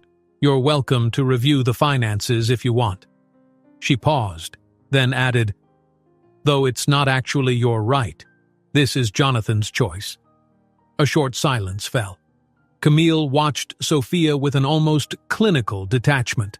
The grandmother clock in the corner ticked away seconds, each one heavier than the last. Finally, Camille offered a slim nod. Let's speak plainly. I will let this donation stand, but only under two conditions. Sophia's heartbeat hammered in her throat. Which are? Camille ticked them off on her manicured fingertips. First, you give me written confirmation that you approached Jonathan for assistance only after the hospital declared him mentally competent. If you can't provide that, I'll request the hospital's official notes. And second, she took a breath, letting her words hang. Second, you keep me fully informed of every subsequent philanthropic plan, especially if it involves your orphanage. No secret transactions, no hush-hush backdoor deals. Sophia bristled. And if I refuse? Camille's smile hardened. If you refuse, I'll file a formal complaint with the Hayes Board of Trustees, stating that Jonathan has been unduly pressured into a donation while still physically and psychologically compromised. They can freeze or investigate the funds. The negative press alone could bury your orphanage in red tape for months, far longer than you can afford. I doubt Sister Agnes has the resources to fight a legal battle over suspicious charity deals. Do you? It was a trap. Camille might not relish harming the children, but she would do anything to keep control of Jonathan's finances, or at least to ensure no one else had undue influence. Realizing the precarious position, Sophia fought back tears of frustration. "Fine," she breathed, voice shaky. "I'll provide whatever disclaimers you need, and I'll update you about any future steps related to the orphanage. Just please don't sabotage the donation." Camille studied her quietly, perhaps noting Sophia's desperation. "Very well," she said. "I'm not out to sabotage. My priority is Jonathan's welfare and ensuring no one exploits him during recovery. If that means letting an orphanage benefit—" She gave a small shrug. "I can live with that." The tension in the room felt like a clamp around Sophia's chest. She wanted to shout that it wasn't exploitation, that she cared deeply for Jonathan's health, had saved his life. But this wasn't about logic or truth to Camille. It was about power, and making sure Sophia knew her place. Camille motioned to the driver who'd been standing guard near the door. "Have a seat, Miss Travers?" he asked quietly. She shook her head. "That won't be necessary. I think Dr. Walker and I have an understanding." She turned back to Sophia. "We're done here. The hour is late and Jonathan needs stability. If you care for his well-being, you'll not burden him with unnecessary details or encourage him to hide anything else from me." Sophia rose from the armchair, folder tucked protectively under her arm. "Mr. Hayes is an adult," she repeated, voice tight. "He makes his own choices, but I hear your concerns." Camille's features softened a fraction, as though the tension had eased for her too. "I'll expect that documentation tomorrow. Good night, doctor." Sophia exited the salon, her heart thudding violently in her chest. She longed for fresh air, but the driver trailed behind her until she turned down the corridor to her guest room, ensuring she went straight to her quarters. Only when the door clicked shut behind her did Sophia exhale in relief. Setting the folder on the dresser, she pressed her palms flat against it, as if to anchor herself to reality. The donation was real, the wire transfer presumably unstoppable at this point. The orphanage should be safe, yet Camille's ultimatum left an ugly knot of fear in her gut. One complaint from her, and the boards or courts could tie up Jonathan's finances with accusations of manipulation. Sister Agnes wouldn't stand a chance in a corporate legal war. Sliding onto the edge of her bed, Sophia let her shoulders sag. She could produce a quick letter stating that she approached Jonathan only after the hospital confirmed his full capacity, a matter of fact, since it happened days after he was formally discharged from ICU.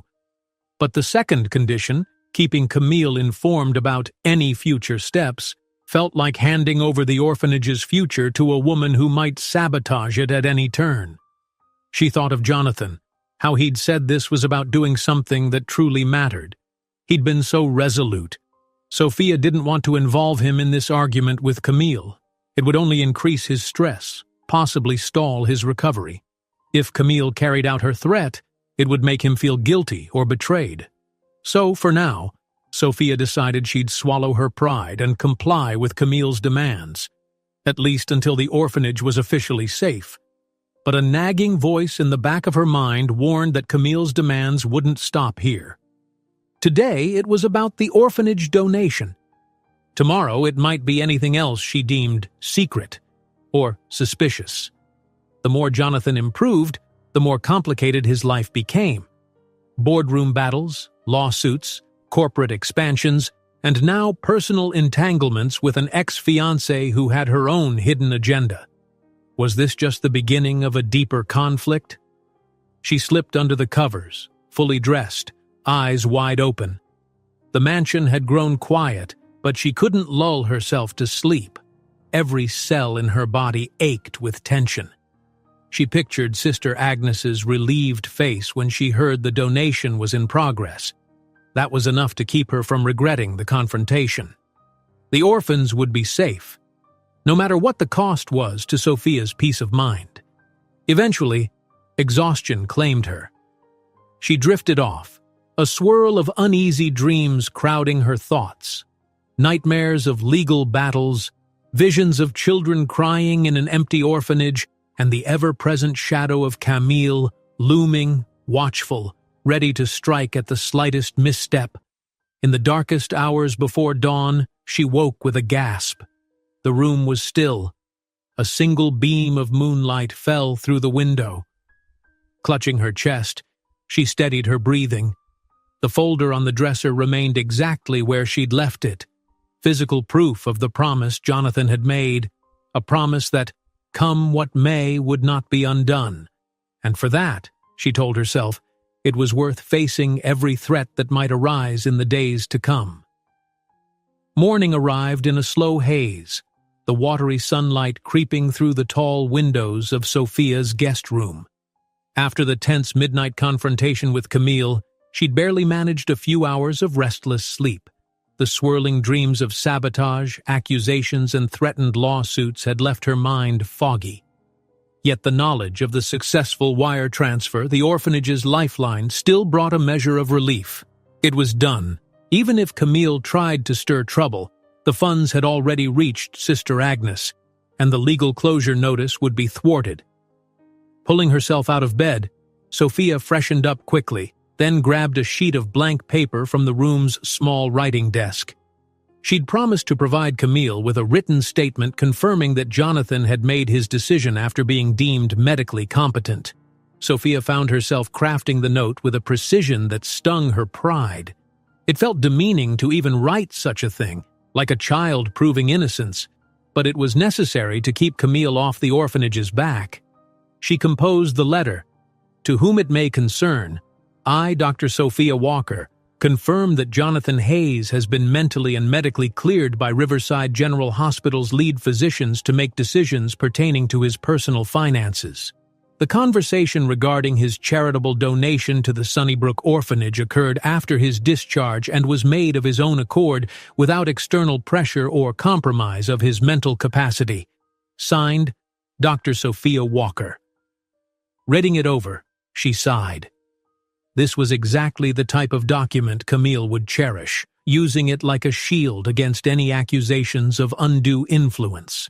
Yet if it protected the children, so be it. She left her room intending to deliver the note to Camille's staff. On her way through the corridor, she found Jonathan's door slightly ajar. Muffled voices drifted out, Clark's distinctive timbre plus Jonathan's quieter responses. Instinct whispered that she should check on Jonathan before heading off to see Camille. Stepping to the threshold, she tapped lightly. Clark's voice paused. Jonathan, from his bed, called out, "Come in!" Sophia entered, noticing a small swirl of tension in the air. Clark stood near a portable desk that had been set up with a laptop, scanning through what looked like financial statements. Jonathan, propped against pillows, had a faint sheen of sweat on his brow, likely from the stress of the conversation. "Is everything all right?" she asked softly. Clark cleared his throat. "We're discussing some complications in Mr. Hayes's accounts. A rather large sum was withdrawn recently, $200,000. He shot a pointed look at Sophia, then turned back to Jonathan. Some of the junior accountants flagged it because the request bypassed certain corporate oversight protocols. Sophia's stomach went cold. She had tried to be discreet, using Jonathan's personal account, but apparently even that triggered caution among the staff who monitored the Hayes empire.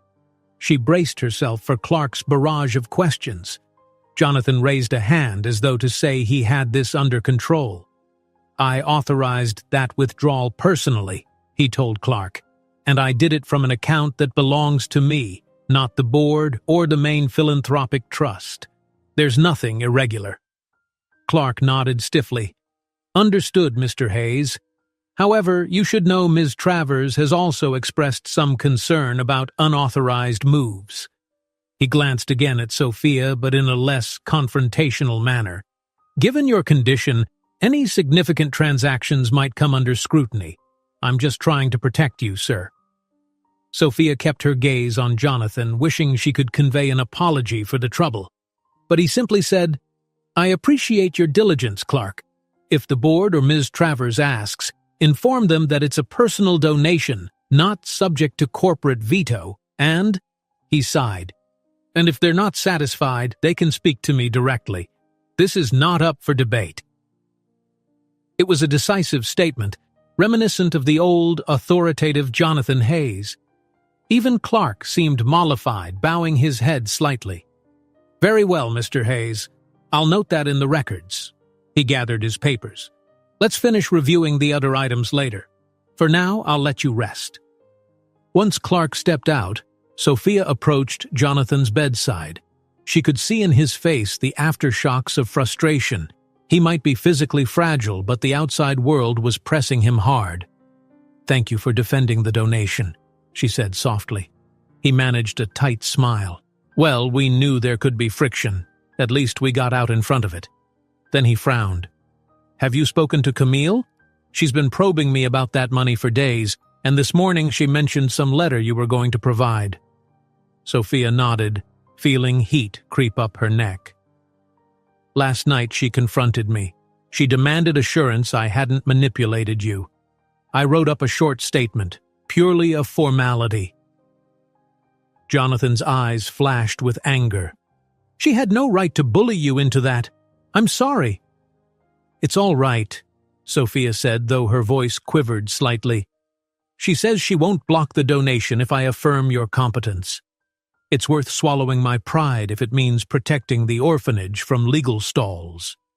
She reached into her coat pocket, retrieving the folded letter. "I was about to bring this to her or her staff." Jonathan accepted the note, scanned it quickly. A bitter chuckle escaped him. "Ironic how the woman I once planned to marry is now forcing such formalities. But if it makes everything simpler, so be it." He handed it back. "Go ahead. She'll likely file it among her personal records or show it to the board if they question her." Sophia studied him, noting the fatigue etched in his features. "Are you okay? This all seems so overwhelming." He lowered his eyes. "I won't lie, it is. But I'm determined not to let this tear me down. I only woke up a short while ago, and I already feel buried under business demands, old relationship baggage, lawsuits. It's exhausting." He inhaled slowly. But helping that orphanage was one thing that felt unambiguously right. The sincerity in his words stirred a wave of gratitude within Sophia. "Thank you," she whispered. "I'll handle Camille from here. You just focus on your therapy and on regaining strength." She found Camille in the East Wing's drawing room, a space with pale blue walls, crystal chandeliers, and plush sofas arranged around a gleaming piano. Camille sat near a window, flipping through a magazine while a staff member fussed with fresh flowers in a tall vase. At Sophia's entrance, Camille flicked her gaze up. "Ah, Dr. Walker," she said, marking her place in the magazine. "I was told you'd be coming." Sophia approached, letter in hand, noticing how the staff member discreetly slipped out of the room. She cleared her throat. "I brought the statement you requested." Camille set the magazine aside, extending her hand. "Let's see." Sophia placed the folded page on a small side table, stepping back to give Camille her space. Camille picked it up, eyes roving over the words. As she read, her expression remained unreadable, a calm mask. Once finished, she nodded, tucking the paper into her robe's pocket. "That's acceptable. Thank you."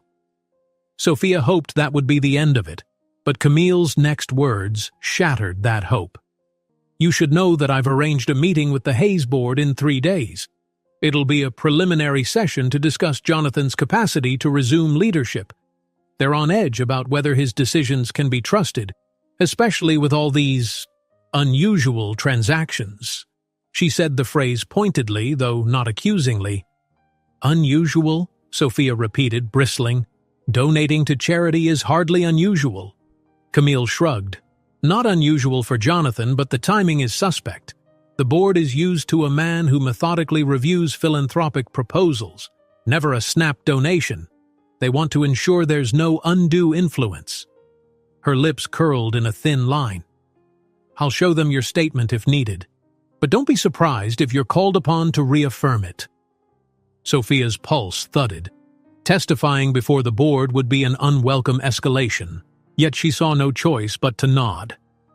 I'll do whatever it takes to ensure the donation stands. Camille rose, approaching the tall windows that overlooked the sprawling gardens. The day was bright, a gentle breeze swaying the hedges. Well, I suppose we've resolved that for now. She glanced over her shoulder, golden light catching in her dark hair. And Dr. Walker, I trust we have an understanding. No more secret maneuvers. If Jonathan needs something, come to me, and we'll handle it together.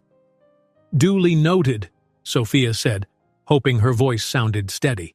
She turned to leave, aware that each step felt heavier. Camille might have momentarily backed off from blocking the donation, but the looming board meeting threatened a whole new wave of complications for Jonathan's autonomy and for the orphanage's security. By midday, a new storm front seemed to be gathering. The entire household buzzed with references to an upcoming event. A recovery gala, as some staffers called it, an intimate evening where select business allies, a few philanthropic partners, and top associates would be invited to see Jonathan in person. Camille wanted it done in a matter of days, perhaps to coincide with the board meeting. Reassure them, she repeated to anyone who would listen, that Jonathan is back and better than ever. For Sophia, the plan sounded like a guaranteed recipe for stress. She tried to steer Jonathan away from the idea, emphasizing that he was still building stamina, that his therapy was ongoing. But Jonathan seemed torn. Part of him wanted to push back, to keep resting and avoid the spotlight. Another part, perhaps the old CEO side, knew the board's doubts wouldn't vanish unless he proved himself physically present and mentally sharp. As the staff prepared decorations, arranged a small orchestra, and debated a menu, Sophia caught glimpses of Jonathan in his wheelchair, being escorted by a private nurse through one of the mansion's great halls. His posture was tense, his features drawn, as though he was bracing for a performance he didn't want to star in. That afternoon, she approached him. "Jonathan," she said gently, "you don't have to do this. Your recovery is more important than some PR exercise." He looked at her, lines of worry etched around his eyes. "I know, but the board is already suspicious. Clark told me about the hush-hush pre-meeting Camille arranged. If they see me uncertain or reclusive, they might pressure me into stepping aside. That would mean handing over the entire empire, my life's work, to people who don't share my priorities, including any philanthropic direction." Sophia's heart sank. She understood then that Jonathan wasn't just battling for personal pride. He was defending the influence that would allow him to keep helping others, not just the orphanage, but many other ventures he'd once championed. "I see," she murmured. "So the event is to show them you're still in charge." He nodded, exhaling. "Exactly. If I appear confident, if I speak clearly about the future, I can settle them down. Then we can move forward without so many eyes second-guessing every donation or business move." Reluctantly, Sophia accepted his logic. "If that's your decision, I'll support you. But we need to pace your activities carefully. Overdoing it could cause a relapse, physically or mentally." Jonathan offered a weary smile. "Doctor's orders. I promise I'll do only as much as I can handle." 2 days passed in a blur of appointments and hushed phone calls. The hush around the mansion grew taut as staff scurried with last-minute preparations, scheduling the catering service, setting up a stage for a brief speech, and even bringing in fresh floral arrangements daily. Camille oversaw everything with a practiced eye, ensuring each detail exuded the right balance of understated elegance and powerful statement. During this time, Sister Agnes phoned Sophia repeatedly with updates on the orphanage's future. The check had cleared, the city council was in the process of reversing the closure notice, and the children were practically rejoicing at the thought they could remain in their home. Each call rekindled Sophia's determination to ensure Jonathan's health didn't collapse under the weight of these external pressures. Late on the second evening, she found Jonathan in his room dozing fitfully after a stressful day of meeting with a small group of board members who had come early to visit. She checked his vitals. His pulse was slightly elevated, but not alarmingly so. His temperature was normal, yet his expression, even in restless sleep, was pinched with tension. Quietly, she stood by the window, gazing at the reflection of the bedroom in the dark glass. In the faint lamplight, she caught her own silhouette. Tired eyes, posture stiff from days of bracing for conflict. She realized how deeply she cared not only about the orphanage but about Jonathan himself, his well-being, his ability to find peace amid the chaos swirling around him. Maybe once this event is over, everything will calm down, she whispered to her reflection. But a small voice in her mind contested that hope. Camille's ambition, the board's scrutiny, the lawsuits, would any of that truly disappear? Or was this just the beginning of a long, complicated path? She turned away from the window, gently rechecking Jonathan's monitors, her heart softening at the sight of him. He'd begun stirring, half awake, lips parted in a quiet murmur. She leaned in. "Jonathan?" His eyelids fluttered open. For a moment, confusion clouded his gaze, then recognition set in. "Sophia," he managed, his voice hoarse. "What time is it?" "Almost midnight," she said softly. "Everything's fine, just me doing a routine check. Go back to sleep." He rolled his shoulders as though trying to shake off a bad dream. "I was dreaming," he muttered, "about the board, about standing in that big hall trying to speak, but no words came out." Her chest tightened. "It's just anxiety," she assured. "You'll do fine. You already handled some board members today." He nodded vaguely, though the haunted look lingered in his eyes. "Right," he whispered. "It's just so soon. I feel half ready for this, but half terrified." Moved by an urge to comfort, she placed a hand on his forearm, giving it a gentle squeeze. "Remember how you overcame the coma. You woke up stronger than anyone predicted. You'll find the strength to face this, too." To her surprise, he clasped her hand, his grip faintly trembling. "Thank you," he murmured, eyes closed again. "For everything." Heat flooded Sophia's cheeks, and she realized how intimate that small gesture felt in the quiet of his darkened suite. She extricated her hand gently. "Sleep now, Jonathan," she repeated, turning off the lamp, leaving only the soft glow of a nightlight. She stepped away, heading back to her own room, her heart fluttering with conflicting emotions, relief that Jonathan trusted her, worry for the battle he had to fight, and a growing warmth that she struggled to keep strictly professional. It was a precarious line to walk, one that Camille's watchful presence made even more perilous. On the morning of the gala, the mansion's atmosphere was electric. Trucks from catering companies lined the driveway. Musicians arrived carrying instruments in polished cases. Decorators fluttered around, placing centerpieces and adjusting the lighting scheme. Everything was a flurry of whispered instructions and excited tension. Jonathan had a final therapy session with Lynn, followed by a brief check-in with a speech coach, a PR consultant that Camille had hired. The consultant encouraged him to keep his remarks short and direct, focusing on gratitude for everyone's support and a forward-looking vision for the Hayes Empire. Sophia hovered protectively, ensuring Jonathan took breaks, drank water, and didn't exhaust himself. Yet by late afternoon she could tell he was running on nerves. The lines around his eyes hinted at fatigue, and his skin was pale beneath the collar of the tailored suit they'd managed to fit him into. Just as she finished double-checking his vitals, Camille swept in, looking radiant in an evening gown of midnight blue. "Darling," she cooed, stepping over to Jonathan, fussing with his tie. "You look splendid.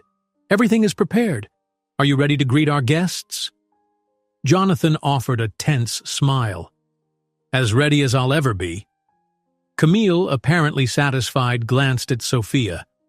"Dr. Walker, do me a favor. Stay close tonight in case Jonathan needs anything, but try not to hover or overshadow him." Sophia bit back a retort. Instead, she nodded. Of course. The caretaker in her wanted to protest the risk, but Jonathan's face was set. He wanted this demonstration of resilience, and nothing short of a major medical crisis would deter him. "I'll be around if you need me," she said to him gently, ignoring Camille's presence for a moment. "Just signal if you feel faint or need to sit down." He gave a brief nod, then allowed Camille to guide him out of the room. The faint strains of a string quartet drifted from the far side of the mansion where the gala was taking shape. Sophia lingered behind for a moment, collecting her stethoscope and small medical kit in case of emergency. Then she followed into the corridor, determination bracing her shoulders. If this was Jonathan's chance to reclaim his voice, she would support him every step. But as she descended the wide marble staircase, she couldn't ignore the nagging sense that something else, something dangerous, lurked beneath the glamorous sheen of this event. Soft violin music drifted across the grand foyer, accompanied by the low hum of conversation and the clink of champagne flutes. The lakeside mansion felt transformed. Golden light bathed every corridor. Fresh flowers added lush bursts of color, and waitstaff in crisp uniforms circulated with silver trays. It was as if, overnight, a quiet convalescence home had been replaced by a stage set for high society. Dr. Sophia Walker paused at the top of the broad marble staircase, momentarily taking in the scene. Below, clusters of well-dressed guests mingled, laughing politely and exchanging the inevitable polite gossip about Jonathan Hayes's miraculous return. Several members of the Hayes board stood in a group near an ornate fireplace discussing business with subdued intensity.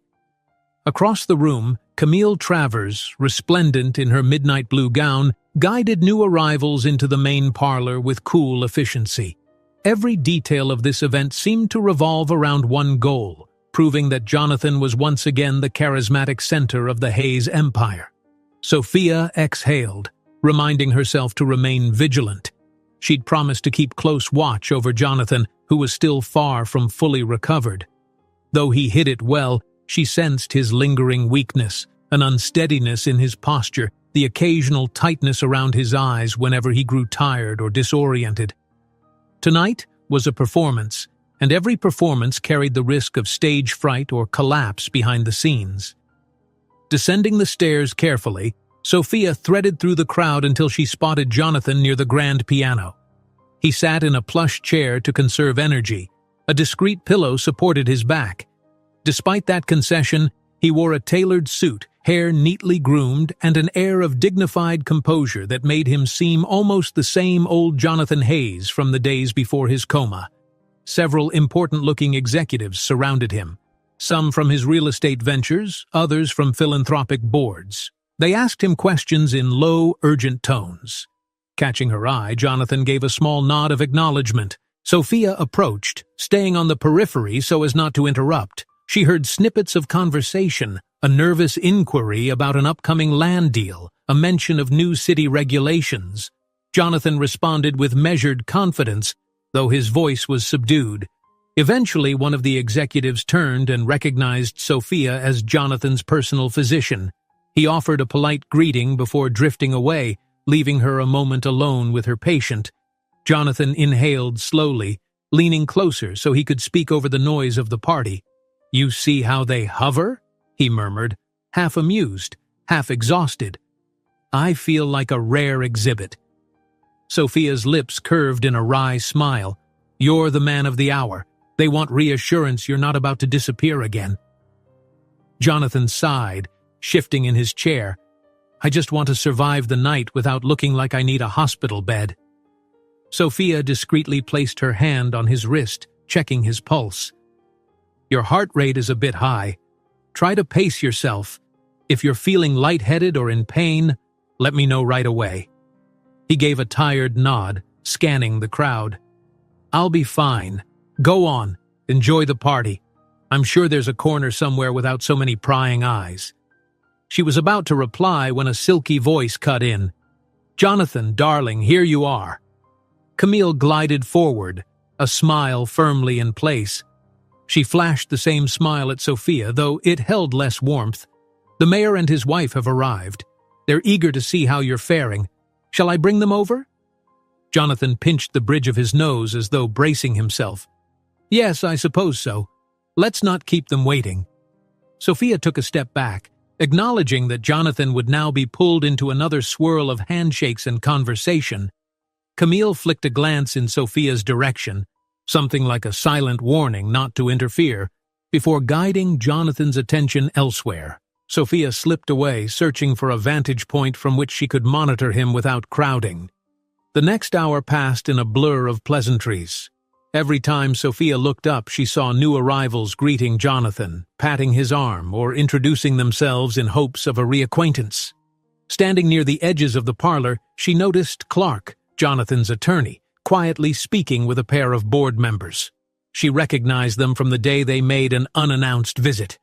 They were mid-level but influential in the corporate structure, exactly the type to sow doubt or shift alliances if they suspected Jonathan was weak. Occasionally, she caught bits of conversation that drifted her way. "Remarkable recovery, so soon. Are we sure he's not pushing it?" "Last year's expansions. Will he still approve them?" "Never expected him to be back in charge. Wonder if Ms. Travers is planning a bigger role." Through it all, the music played on, and servers circulated with hors d'oeuvres. The cozy warmth might have fooled an outsider, but Sophia sensed the tension crackling beneath the polite small talk. This was less of a celebration and more of a test, a performance measured by the board, by the city's power brokers, by journalists disguised as social guests. Every eye was on Jonathan, waiting to see if he would stumble. Needing a moment's break from the crowd, Sophia slipped through a side door into the mansion's east hallway. She breathed in the quiet, dimly lit space with relief.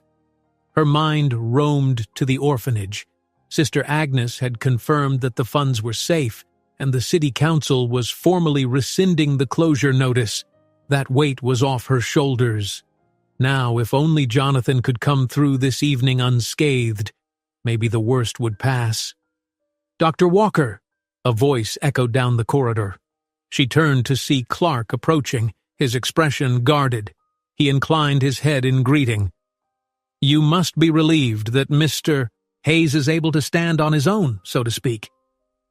Sophia managed a small smile. "Yes, though I worry about him overdoing it." Clark nodded. "So do I. Look, I wanted to give you a heads up.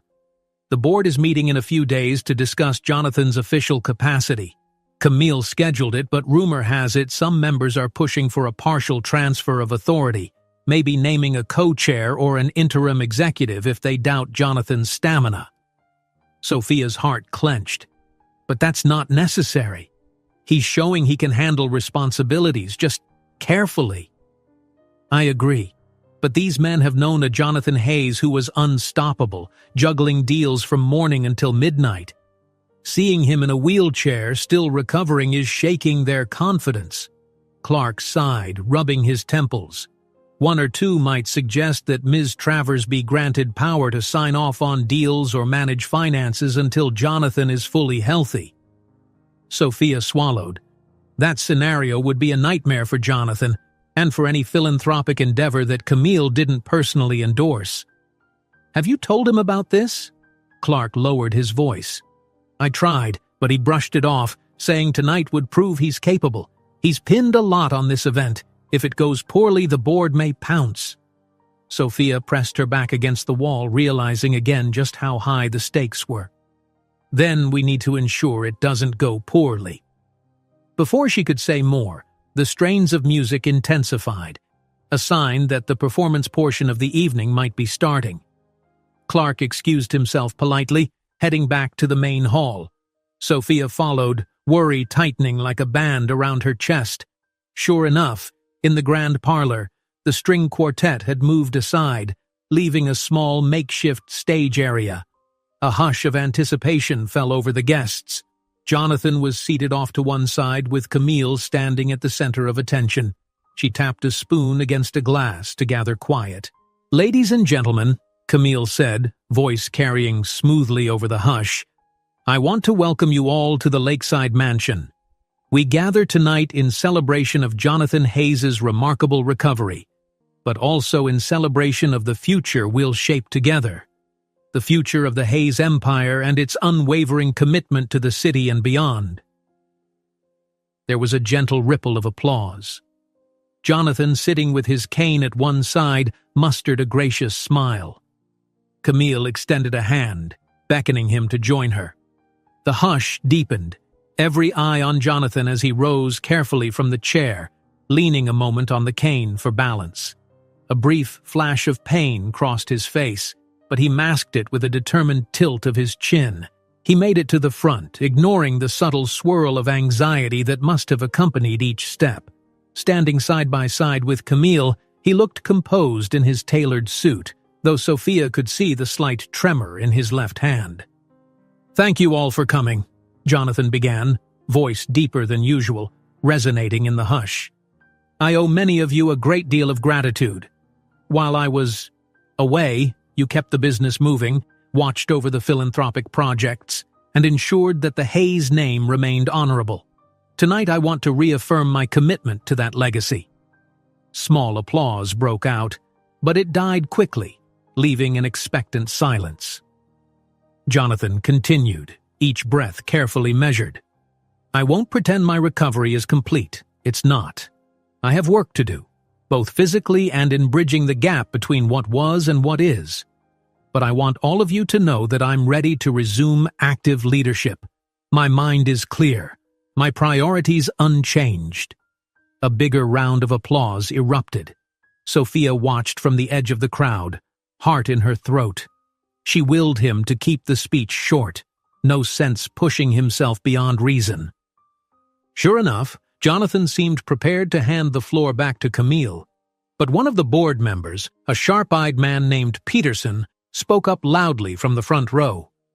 "We're glad to see you upright, Jonathan," he said, "but some of us are concerned about the pace of your return. Are you truly ready to make swift decisions again, especially if new deals demand it?" The question hung awkwardly in the air, a direct challenge that cut through the polite veneer. A murmur rippled through the crowd. Jonathan's posture stiffened.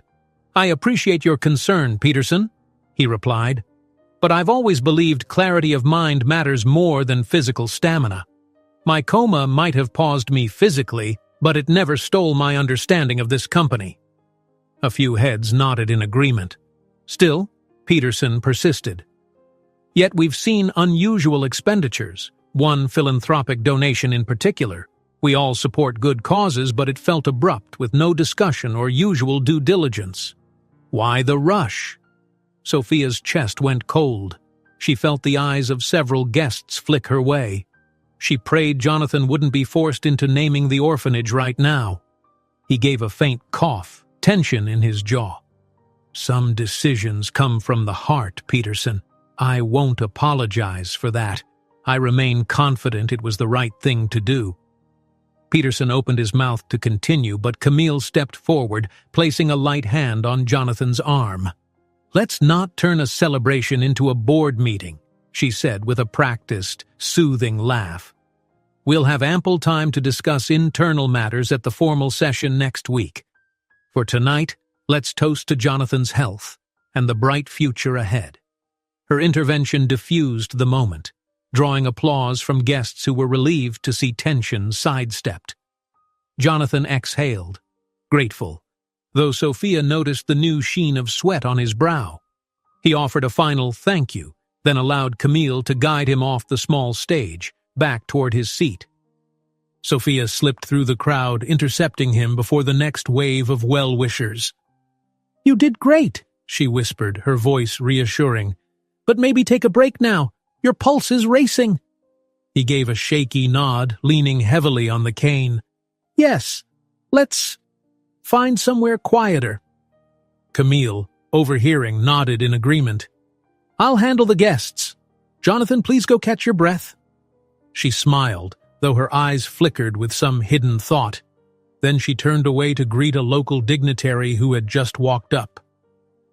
Sophia led Jonathan through a side door into a smaller lounge, well away from the main throng of partygoers. He lowered himself onto a velvet sofa, letting out a deep, ragged breath. She checked his pulse, definitely high. Sweat beaded at his temple. "Close your eyes," she instructed gently. "Breathe in for 4 counts, out for 4. Slow and steady." He complied, tension easing from his shoulders. For a minute or two, they existed in that quiet bubble, the distant hum of party conversation muffled by walls, the faint strains of music. Gradually, his heartbeat steadied. "Thank you," he murmured, finally opening his eyes. "You're right. I almost lost my composure up there." "You did fine," she assured. A direct question from the board was inevitable. "But you handled it." He offered a small nod, though his weariness was palpable. "I can't keep up this pace all night. Any more challenges like that, and I might keel over." A faint attempt at humor, but she recognized the raw honesty beneath it. "Then we stay here for a while," Sophia said, glancing at the softly lit lounge. "I'll keep guard if someone tries to haul you back into the fray." Jonathan mustered a hint of a grin. "You're a formidable guardian, Doctor." They shared a moment of mutual warmth, overshadowed by the knowledge that the night wasn't over. Peterson's challenge hinted at more friction to come. The board might be demanding behind the scenes. And Camille, though she'd smoothed the confrontation, might still use it as leverage for the upcoming meeting. Sophia tried to push aside her anxiety. The orphanage was safe, at least. Jonathan had taken a public stand. Perhaps that was enough for one night. Yet a nagging sense told her the show had only just begun, and the real drama waited behind the polished masks of these wealthy power brokers. As if echoing that thought, the door opened a crack. One of the mansion's security staff peered in, apologetic. "Sir, ma'am," he said, addressing both Jonathan and Sophia. "There's been an unexpected visitor at the gate, insisting on seeing Mr. Hayes. Says it's urgent business from the city." A puzzled frown spread across Jonathan's face. At this hour? Sophia felt her pulse lurch. Could it be something else from city officials, or a new lawsuit, or... She steadied her voice. "Who is it exactly?" The guard shrugged. "Didn't catch the name. Just said they're from the municipal office. They claimed it was about a development project, but I couldn't confirm. Should I send them away?" Jonathan exchanged a concerned glance with Sophia. "Maybe it's best to see who they are. I don't want to be blindsided later if it's official city business. Let them in, but bring them somewhere quiet." Sophia helped Jonathan stand, suppressing a wave of trepidation. This gala was meant to be a controlled environment, but now an unknown visitor threatened to upend that fragile control.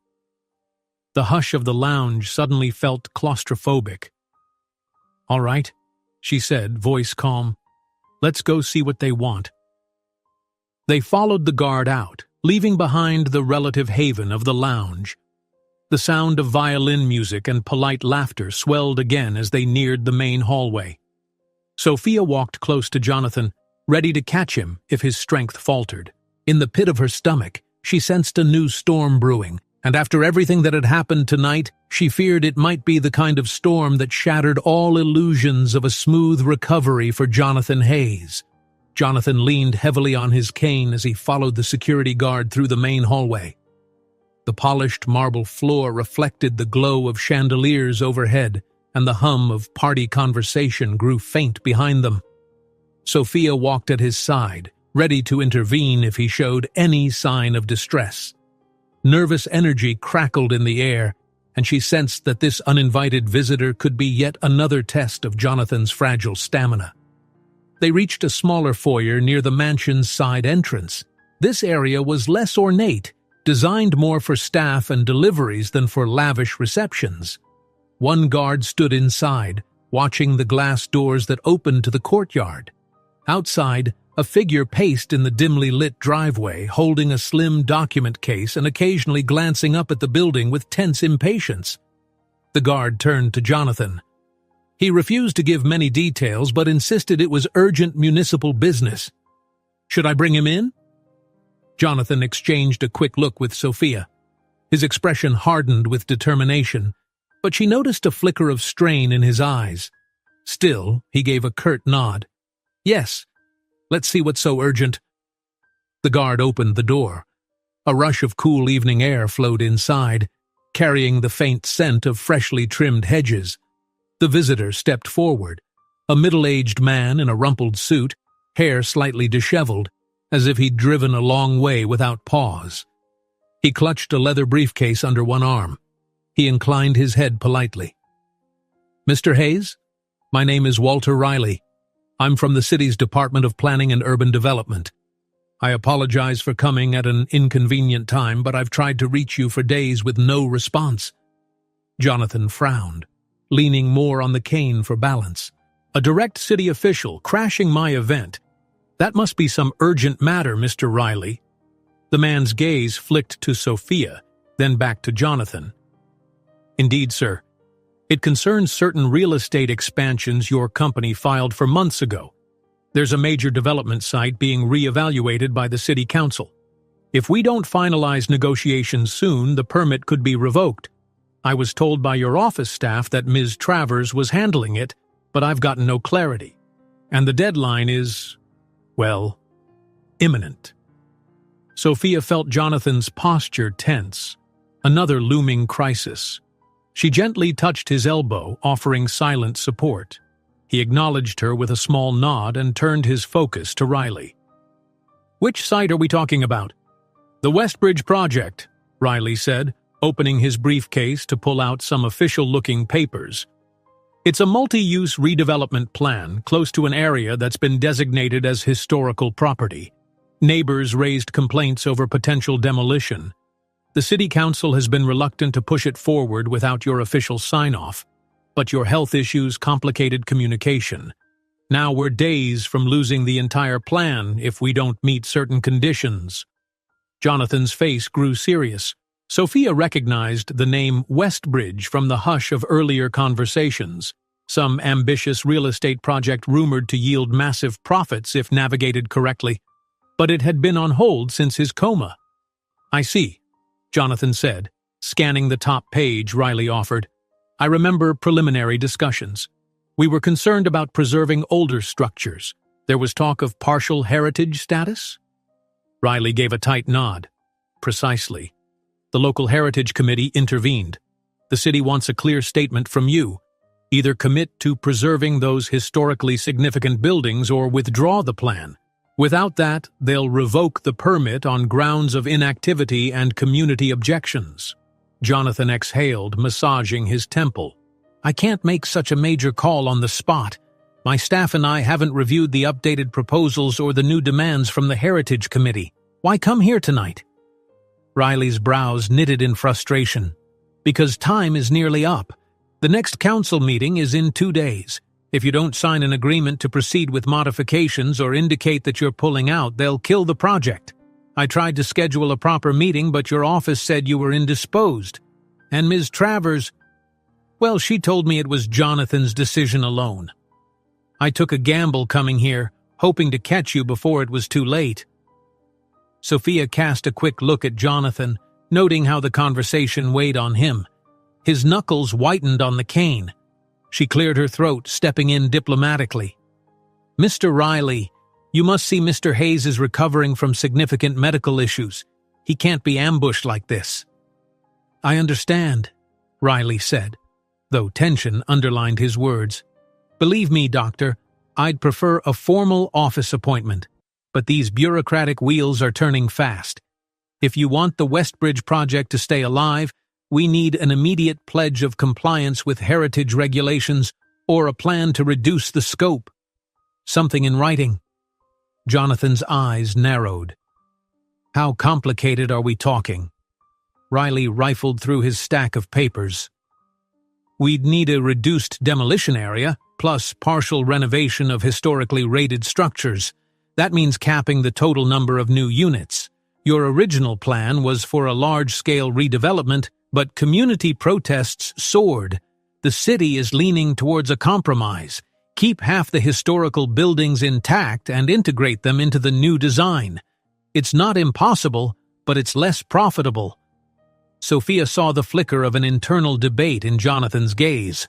On one hand, the old Jonathan Hayes might have fought tooth and nail for the biggest possible development.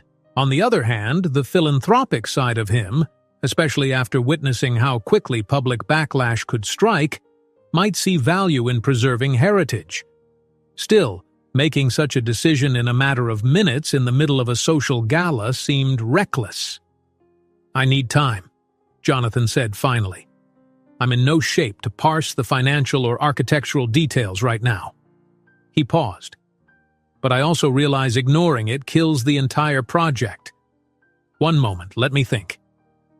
He took a few steps away, leaning on the cane, staring at the polished floor as though it might reveal answers. Sophia drew closer, worry brimming. His breathing grew shallow, a sign of stress. "Jonathan," she said softly, "maybe you can give a conditional statement, something that says you'll comply with heritage requirements, but you reserve final approval once you've reviewed the details. That might hold them off, right?" He looked at her, eyes weary but appreciative. "Yes, that might be a middle ground." Turning back to Riley, Jonathan cleared his throat.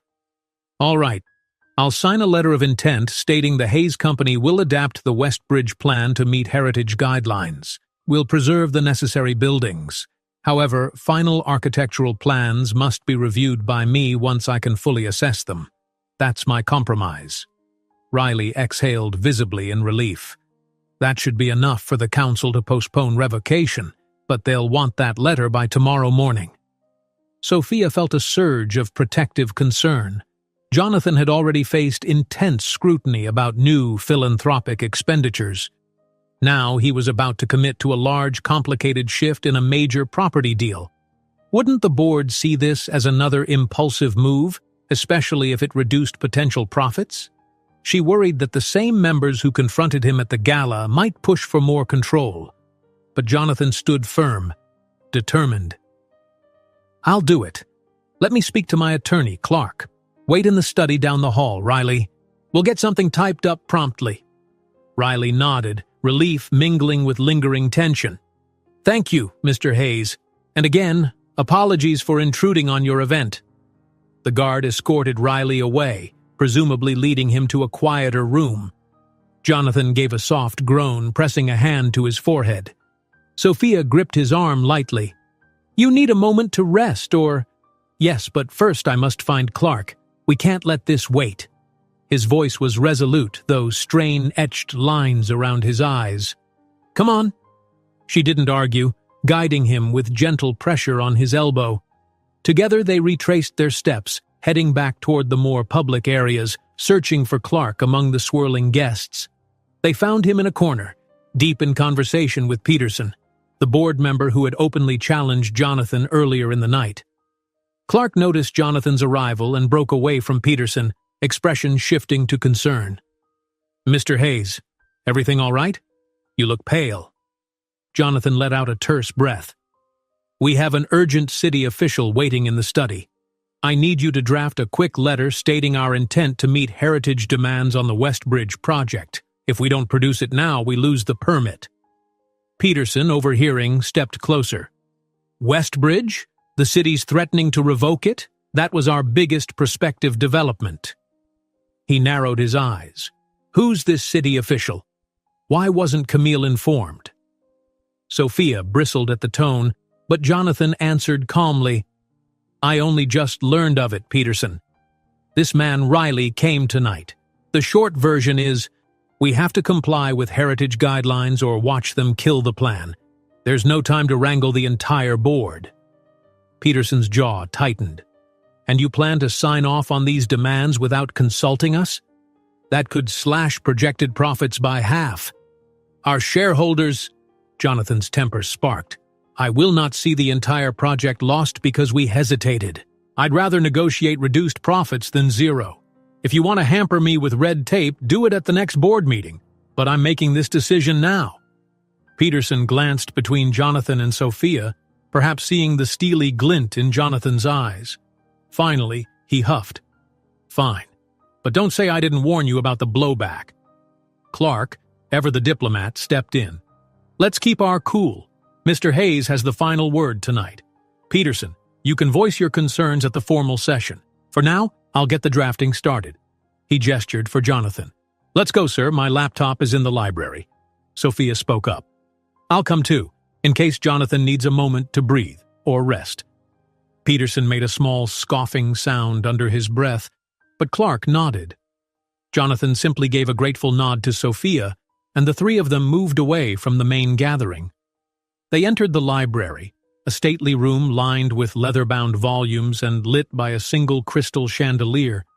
Clark sat at a mahogany desk, pulling his laptop from a briefcase, while Jonathan sank into a nearby armchair, placing his cane aside.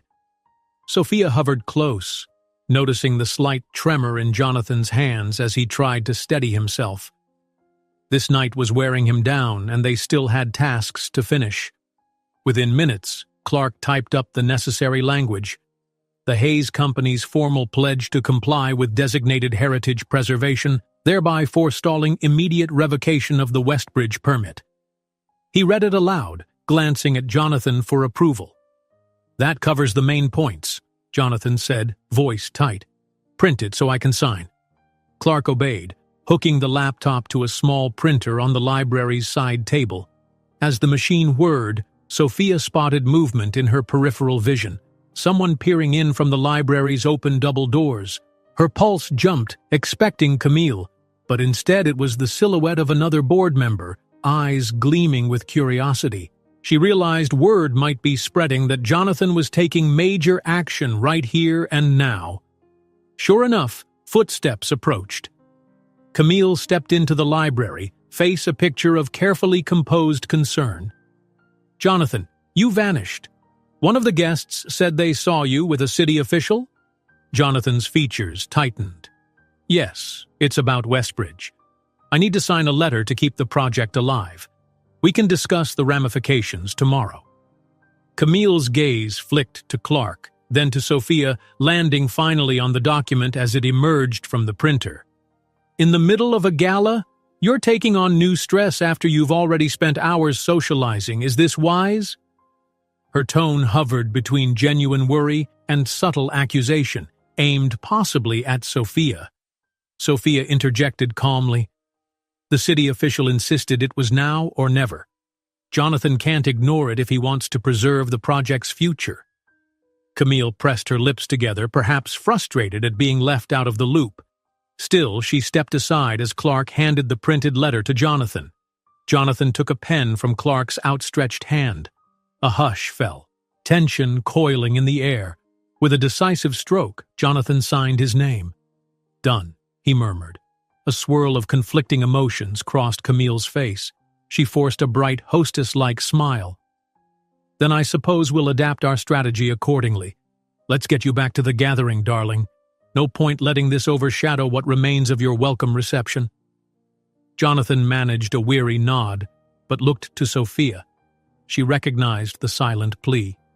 He was nearly at his limit. "Mr. Hayes," she said, "maybe you can greet a few more guests briefly, then rest. We don't want you collapsing." He exhaled in reluctant agreement. The real estate letter in Clark's hand felt like another weight added to the precarious pile on Jonathan's shoulders. Another big decision made quickly, another potential challenge for the board meeting. Yet the crisis had been averted, at least for the moment. As the group stepped out of the library, the background music and chatter washed over them again. Jonathan grasped his cane, his step unsteady. Sophia hovered protectively, scanning for the nearest seat he could collapse into if needed. Camille guided him with a light hand at his elbow, throwing a glance at Sophia that said, wordlessly, "I'm watching you."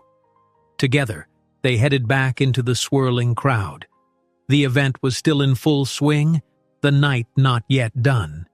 But in Sophia's mind, one truth blazed. Every choice Jonathan made, even well-intentioned ones, seemed to tighten the noose of scrutiny around him. And with the board's big meeting looming, she could almost feel the storm clouds gathering, ready to break over them all when morning came. Night had draped its final hours over Lakeside Mansion by the time the last of the champagne glasses were collected and the string quartet packed up their instruments. What remained of Jonathan's welcome back gala was a scattering of guests in quiet conversation, a few stragglers exchanging business cards, and the faint odor of extinguished candles mingling with the floral arrangements. The air felt heavy with the aftertaste of negotiations and half-revealed tensions. Dr. Sophia Walker lingered near the main foyer, watching from a discreet distance as Jonathan, still in his tailored suit and leaning on his cane, thanked a pair of departing city officials with a polite nod. He looked utterly spent. In the distance, Camille Travers engaged in a final round of goodbyes with a group of socialites, her elegant midnight blue gown catching the warm glow of the overhead lighting. Sophia's gaze traveled to Jonathan again.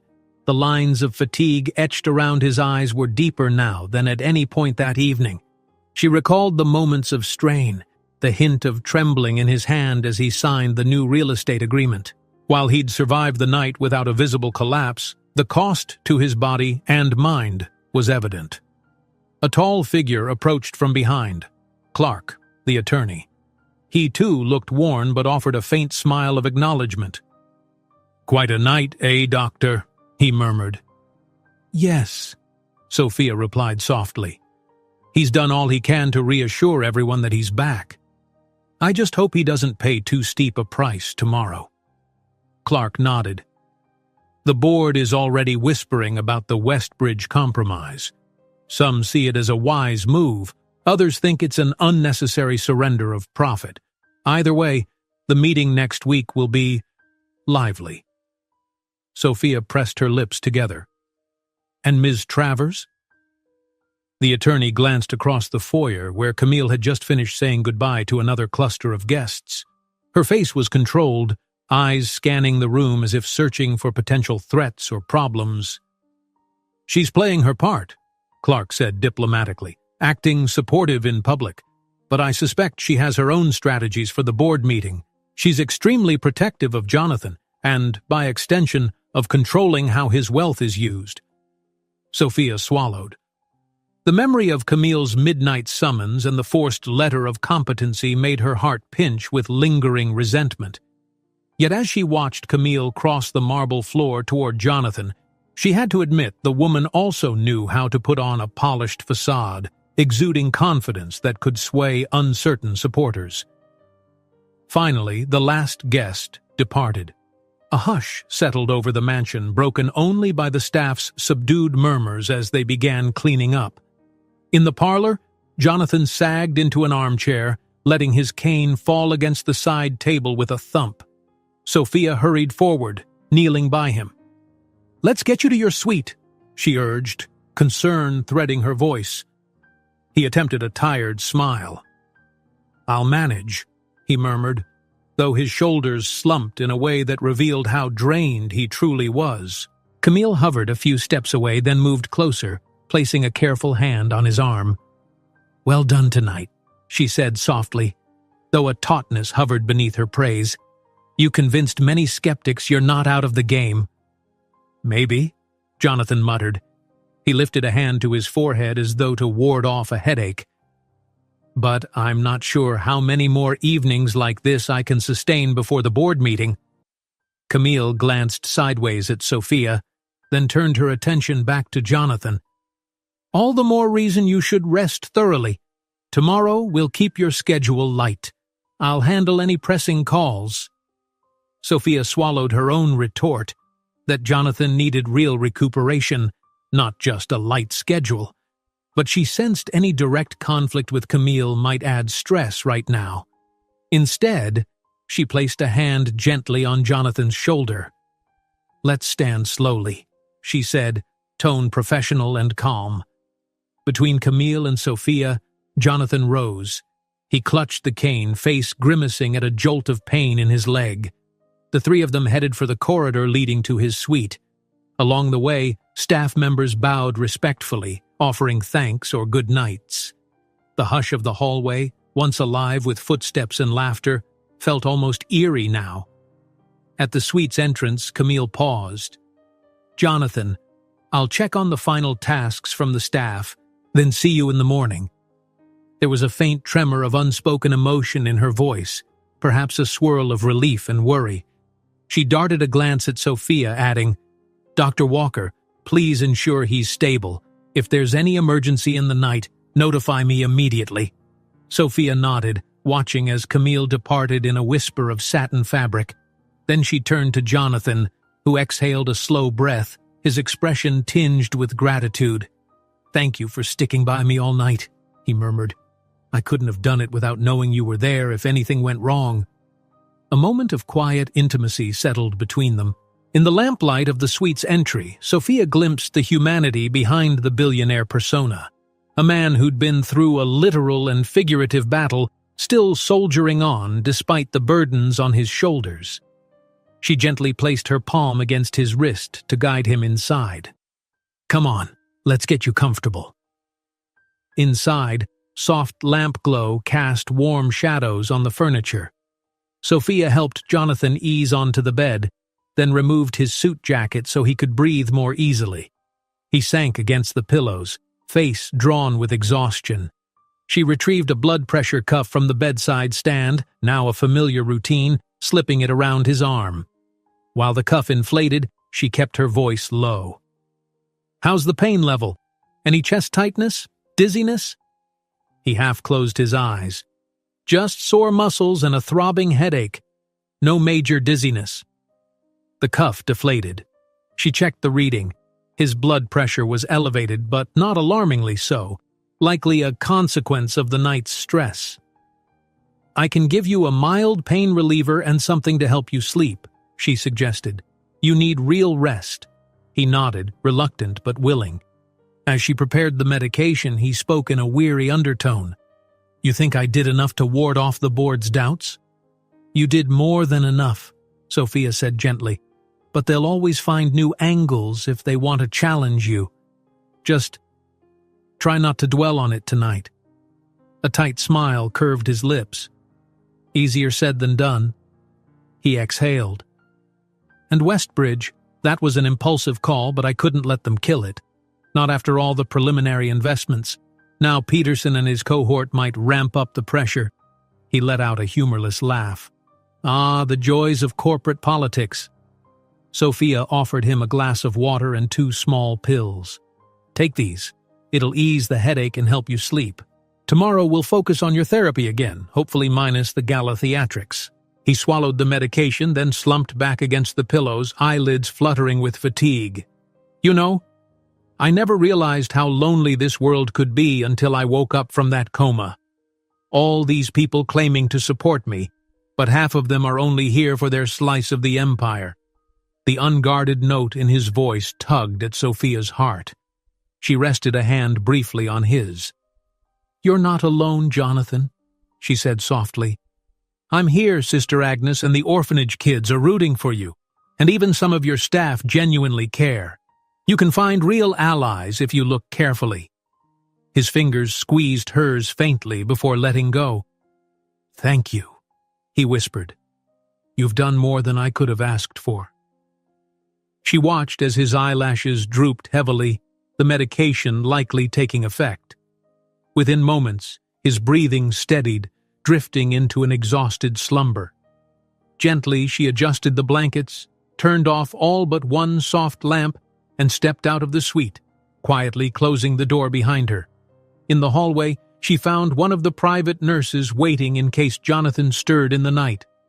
Sophia gave the nurse a quick summary of his condition, then made her way through the dim corridors to her own room. Yet rest eluded her. She changed into more comfortable attire, then stood by the window, staring out at the moonlit lake. The events of the evening replayed in her mind. Jonathan's poised speech, Peterson's confrontational remarks, the city official's sudden appearance, the swirl of discreet tension around each decision Jonathan made.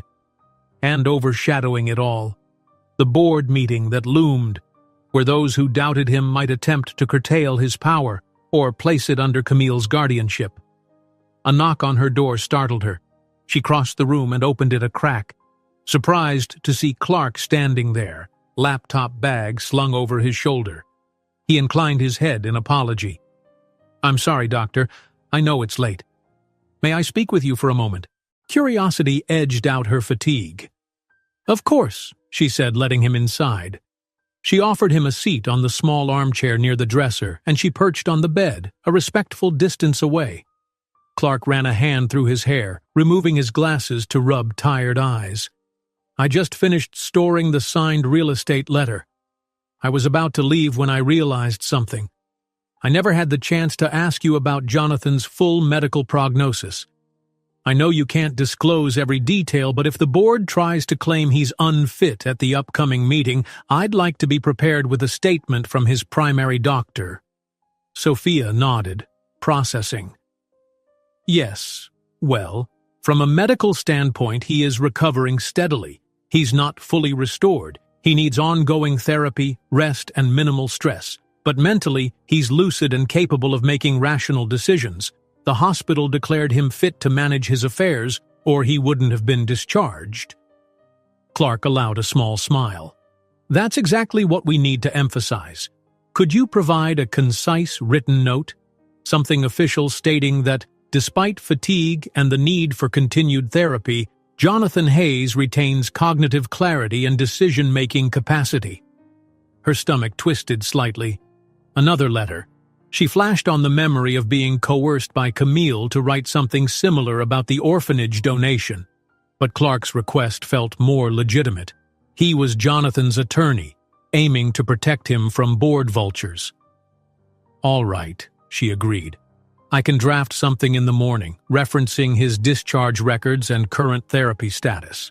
I'll keep it factual without revealing private medical details." Clark nodded, relief in his eyes. "Thank you. This could help undercut any argument that Ms. Travers or the board might use to claim he needs a legal guardian for business decisions." Sophia's brows knit. "They're actually considering that?" "In some corners, yes," Clark said gravely. "A few board members have been whispering about a guardianship or partial power of attorney if Jonathan is deemed physically or mentally compromised. Camille publicly denies she wants that, but who knows what private conversations she's having. Regardless, your professional input will carry weight if the board attempts any official move." Sophia's earlier unease returned with fresh intensity. She let out a quiet breath. "I understand. I'll write it first thing tomorrow." Clark rose, gathering his bag. "I appreciate it, and, for what it's worth, I'm glad Jonathan has someone genuinely concerned about his health, not just corporate bottom lines." She offered a faint smile. "Thank you, Clark. Good night." He slipped out, and she locked the door behind him, her mind now swirling with renewed worry. Another letter. Another piece of evidence in a labyrinth of legal and financial intrigues. She only wanted Jonathan to heal and to keep some semblance of autonomy so that he could fulfill the potential he had for good, as he'd proven with the orphanage donation. Her gaze drifted back to the window. The moonlight fell across the lake in a silvery path, mesmerizing in its stillness. Yet inside the mansion, shadows of ambition and doubt moved ceaselessly, weaving a precarious tapestry around Jonathan's fate. Could a single letter from her really shield him from the board's possible power plays? She thought of Sister Agnes's recent relief, how the orphanage now stood secure thanks to Jonathan's help. The memory soothed her momentarily. If he could triumph in that scenario, perhaps he could also outmaneuver the board. But if they used his frailty against him, if they claimed he was impulsive or incompetent, how far would Camille go to maintain her influence? Eventually she crawled into bed, though her thoughts still churned.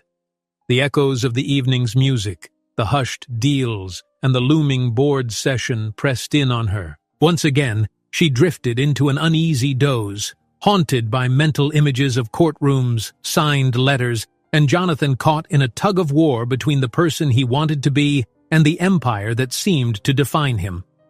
Outside, the night deepened, a hush settling over the lake and mansion alike. But with morning would come new challenges, the unstoppable march toward that pivotal board meeting, and an uncertain future that might redefine everything Jonathan and Sophia had fought for since the day he'd first stirred from his coma. A soft, spring dawn stretched across the horizon, painting the sky in delicate shades of orange and lavender.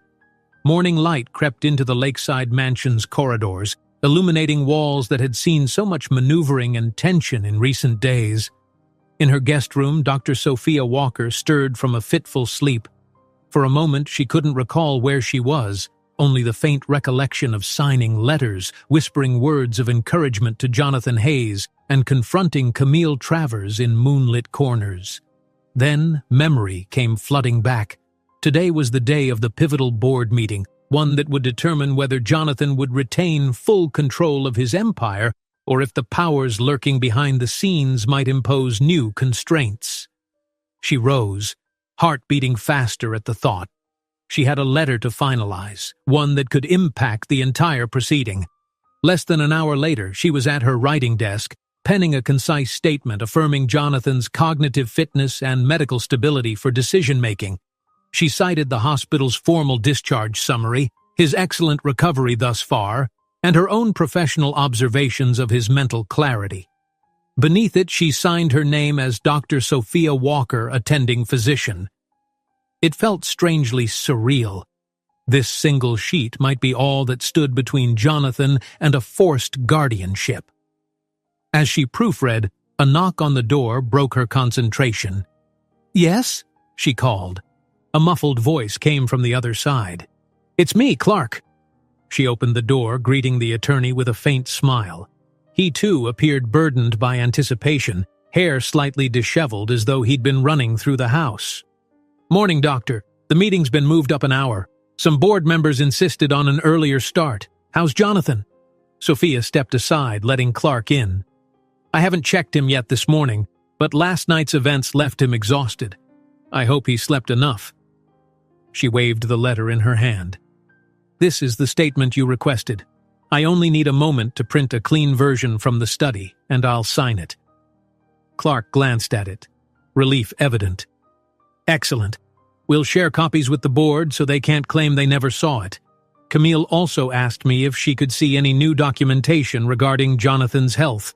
I told her I'd first confirm whether you're comfortable releasing details." Sophia's jaw tightened slightly. Dealing with Camille's demands was always a delicate matter. "I can let her see the basic statement of competence. Beyond that, she doesn't need private medical details." "Agreed," Clark said. "No reason to reveal any more than necessary." They left the guest room together, walking briskly down the hallway. On the way, they passed by Jonathan's suite. The door was half open, and inside, Sophia glimpsed a nurse assisting Jonathan with a fresh shirt and tie. Even from the corridor, she could read the tension in his posture. He was about to face another grueling test. "Doctor," Jonathan called when he noticed them. "Could I speak with you and Clark a minute?" She and the attorney slipped into the room. The nurse, sensing the conversation was private, quietly stepped out after a polite bow. Jonathan was seated at the edge of the bed, cane propped nearby. He looked pale and a bit shaky, but his eyes were focused. "I see you're both prepared," he said, noticing the documents under Clark's arm and the typed letter in Sophia's hand. "Thank you." Sophia approached. "How are you feeling? Any pain or dizziness?" He exhaled, rotating his shoulders. "Just the usual soreness. Anxiety is the bigger problem. This meeting, if some board members propose partial guardianship or a new co-chair, it could overshadow every step I've taken since waking up." Clark nodded solemnly. "We have your back. The letter from Dr. Walker should shut down any talk of mental incapacity. But be ready for them to question recent decisions, especially your philanthropic donation and last night's real estate compromise." Jonathan ran a hand through his hair, tension etched across his brow. "I'll defend those decisions. I won't let them paint me as reckless." Sophia set a gentle hand on his shoulder. "You're not alone," she said, repeating the reassurance from the night before. Focus on calm, measured responses. If you need a break, take it. Don't let them push you into overexertion. His mouth twitched in a faint smile. Right. Let me finish getting dressed, then we can head to the boardroom. They're setting it up in the mansion's west wing, correct? Yes, Clark confirmed.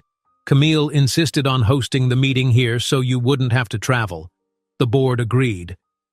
Sophia withdrew to the suite's threshold, giving Jonathan privacy to complete dressing while Clark lingered for final preparations.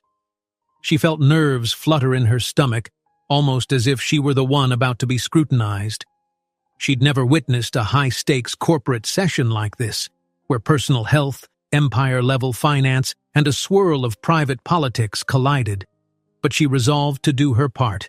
If Jonathan needed her testimony, or if the board questioned her, she'd stand firm. By mid-morning, the board members had gathered in a large oak-paneled conference room on the mansion's west side. Tall windows offered a view of the lake, though thick drapes partially covered them to reduce glare. A long table dominated the space, chairs neatly arranged, and pitchers of water stood at intervals. It was a stark contrast to last night's colorful gala, now replaced by an atmosphere of serious negotiation. Sophia stood near the rear of the room, arms loosely folded, listening as members arrived, greeting each other with subdued courtesy. Camille Travers entered with her usual poise, wearing a fitted gray business dress, hair pinned back. She flashed Sophia a contained smile, neither warm nor overtly hostile, just an acknowledgement. They both understood there would be no direct confrontation unless absolutely necessary. Peterson arrived, the board member who had most openly challenged Jonathan at the gala. He nodded curtly to Sophia, then took a seat near the head of the table. Others followed, men and women in suits, some old enough to have been with Hayes Enterprises for decades, some younger, exuding modern corporate confidence. The hush thickened once they noticed Jonathan's seat, a tall-backed chair at the center, next to an empty seat presumably for Camille. At last, Jonathan appeared in the doorway, cane in hand. Clark guided him, carrying a slim briefcase of documents. Sophia hung back, letting them take the lead. A ripple of attention passed through the board as Jonathan slowly but steadily approached the table. He didn't appear outwardly frail, just a man recovering from adversity. He offered a measured nod to the group, lowered himself into the chair, and set the cane aside. Camille then took the seat beside him, forming a strategic pair. "Good morning," Jonathan began, voice calm. "I appreciate everyone coming here. Let's proceed efficiently. We have many matters to address, including my recent decisions and the future management structure." Heads bobbed in agreement. The board's executive secretary, a poised woman with a neat stack of folders, began distributing agendas. Peterson cleared his throat. First item, confirmation of Mr. Hayes' leadership capacity. He shot a glance at Clark. "We understand you have new medical documentation?" Clark stood briefly. "Yes, I do." He held up a sheet of paper. Dr. Sophia Walker, Mr. Hayes' attending physician during and after his coma, has provided a concise statement attesting to his mental competence and ability to make informed decisions. He passed copies around. All eyes flicked to the document. Sophia could hear the faint rustle of pages. A knot of tension built in her chest. Would they accept it without challenge? One older board member, Ms. Whitcomb, peered over her spectacles. This seems straightforward. Dr. Walker states that while Mr. Hayes requires ongoing therapy for physical recovery, his cognitive function is unimpaired. That matches the hospital's discharge notes. I see no grounds to question his basic decision-making authority. Most board members nodded, but Peterson wore a pinched expression. Fine, so you claim he's mentally sound. That addresses part of the concern. But what about the questionable choices we've seen? The abrupt philanthropic donation, the last-minute shift in the Westbridge plan, both done with minimal board consultation. How do we reconcile that with prudent leadership? Jonathan straightened in his seat. Sophia admired how he fought through weariness to meet Peterson's gaze. I understand your concern. Let's take them one by one. The donation was personal from my private funds, not from the corporate philanthropic trust. It was a heartfelt decision, yes, but not reckless. I stand by it. Peterson arched a brow. Even if it unsettled certain investors who saw it as impulsive. Yes, Jonathan replied evenly. It was my personal money. No investor has the right to question that. As for Westbridge, our official plan was at risk of immediate cancellation if we didn't comply with heritage guidelines. I had to adapt to save the project. I won't apologize for preserving a major investment rather than letting it be scrapped over red tape. A light murmur of agreement rippled around the table, though a few held uncertain expressions. Camille cleared her throat, leaning in smoothly. Perhaps it would help if we formalize a procedure for urgent decisions while Mr. Hayes recovers. That way, no one can claim they were blindsided. We can keep daily updates, ensuring the board feels informed. Sophia caught the subtle strategy in Camille's tone, offering a structured approach that placated the board's fears while keeping Jonathan's autonomy mostly intact. A shrewd move. Peterson jumped on that. Yes, but how do we define urgent? Let's be honest. Mr. Hayes is not operating at full capacity. He's made big calls from his sick bed. If we had a co-chair arrangement or if Ms. Travers assumed a more formal role, Jonathan's fist tightened on the table, though he kept his voice level. I see no need for a co-chair. My mental capacity is verified. My decisions are in the best interest of the company. The board can advise, but I won't cede my authority just because I'm recovering physically. Another older member, Edison, cleared his throat. Let's not approach this with hostility. We're simply concerned about continuity. Suppose we implement an interim protocol. Jonathan maintains final say, but in critical financial moves above a certain threshold, he consults 2 designated board members for a quick consensus. If in 48 hours they can't agree, Jonathan's decision stands. A thoughtful hush followed. Several board members exchanged glances, considering the compromise. Sophia watched Jonathan carefully. He looked pensive, eyebrows drawn in thought. Next to him, Camille's face remained unreadable. Jonathan finally replied, I'm not thrilled about adding layers of bureaucracy, but if it eases the board's mind, ensuring I'm not making unilateral moves while I still recuperate, maybe it's workable. Under the condition that it's temporary. Once I'm medically cleared for full stamina, we revert to standard procedures. Let's say 3 months from now. Edison nodded. 3 months. That sounds fair. Camille laid a hand lightly on Jonathan's forearm, playing the supportive ally. This framework is wise. It'll reassure everyone that no major risk is taken while you continue healing. And we do want to see you fully healed, darling. Peterson, though still looking skeptical, grunted. All right, but I want it in writing that after these 3 months, if we still see signs of compromised energy or rash decisions, the board may revisit a co-chair proposal.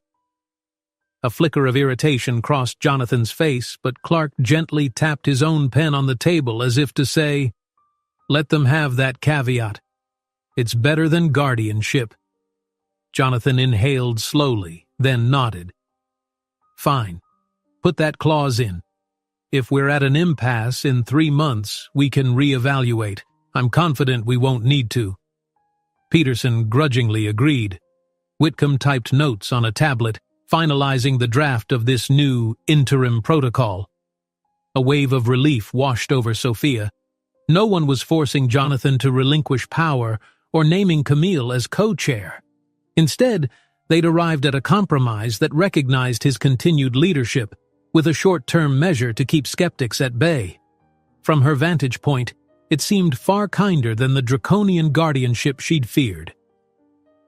Over the next hour, the board tackled other pending issues: last year's expansions, certain philanthropic partnerships, the timeline for Westbridge modifications, and housekeeping updates about staff changes. Jonathan participated with calm assertiveness. When he grew fatigued, he discreetly signaled Sophia, who handed him a glass of water and quietly reminded him to breathe deeply. Finally, after covering the agenda, the executive secretary announced the meeting adjourned. Board members rose, collecting laptops and files, murmuring among themselves. A few approached Jonathan to shake his hand or pat his shoulder. The mood was significantly brighter than it had been at the start. Camille, too, stood, wearing a faint smile. "That went better than I expected," she remarked. "They're giving you a chance to prove yourself, and we avoided a forced second chair." Jonathan exhaled, a subtle tremor passing through him as the adrenaline receded. "Yes, a compromise. But we have to deliver. If I falter, or if they see me as impulsive again, they'll push harder for co-chair. I can't let that happen." Sophia offered him a supportive nod. "One step at a time. You got through the night's gala. You handled the city official, and now the board is cooperating for now. We'll keep up therapy, keep you steady." He allowed himself a soft, tired smile. "Thank you for everything."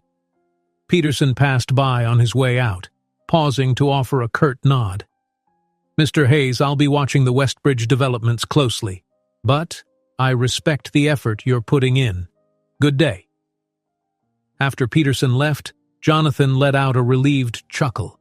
"He's never cordial. That must be the closest I'll get to a compliment." Clark approached with the final typed resolution. "We should sign this. Everyone else is on board with the interim measure. Ms. Travers, would you like to review it first?" Camille skimmed the text. "All seems correct." She gave a satisfied nod. Jonathan signed, then the other two senior board members, Whitcomb and Edison, added their names as witnesses. The tension in the room dispersed like fog under sunshine. Sophia felt her shoulders relax, the faint ache of worry loosening. This concluded the board's immediate threat. Jonathan was still in command, though with a short leash, but it beat losing autonomy altogether. As the last board members exited, Jonathan leaned heavily on the table, exhaustion etched into his features. Camille touched his shoulder. "You should rest. I'll handle any follow-up calls. If you overdo it now, you'll set back your recovery." Sophia stepped forward, gently placing her hand on Jonathan's arm. "She's right. Let's get you seated. Then maybe a nap. You've endured a marathon." He looked between them, Camille, the ex-fiancée turned ally, and Sophia, the doctor who'd revived him. A fleeting smile crossed his lips. "I suppose both of you have my best interests at heart, in your own ways. Thank you."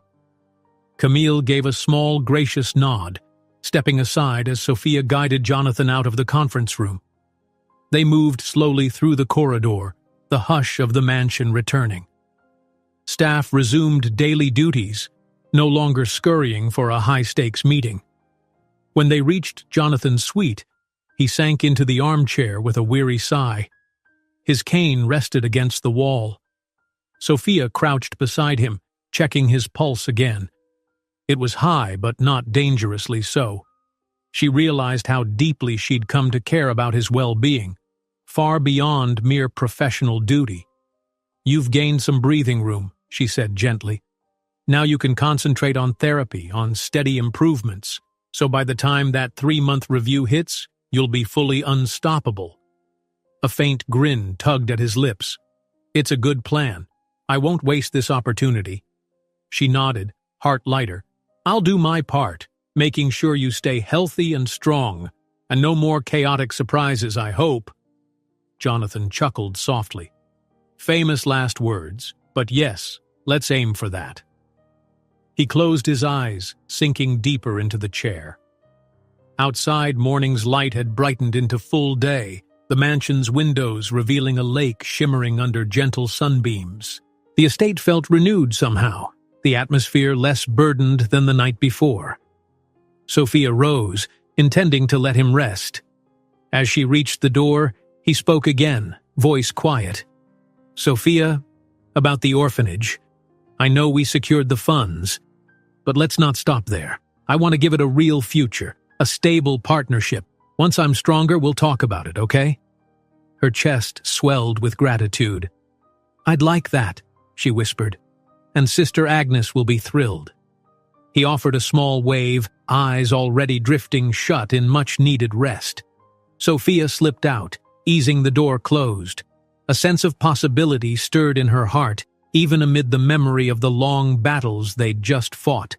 Standing alone in the hallway, she let herself breathe, the morning's sun warming her through a nearby window.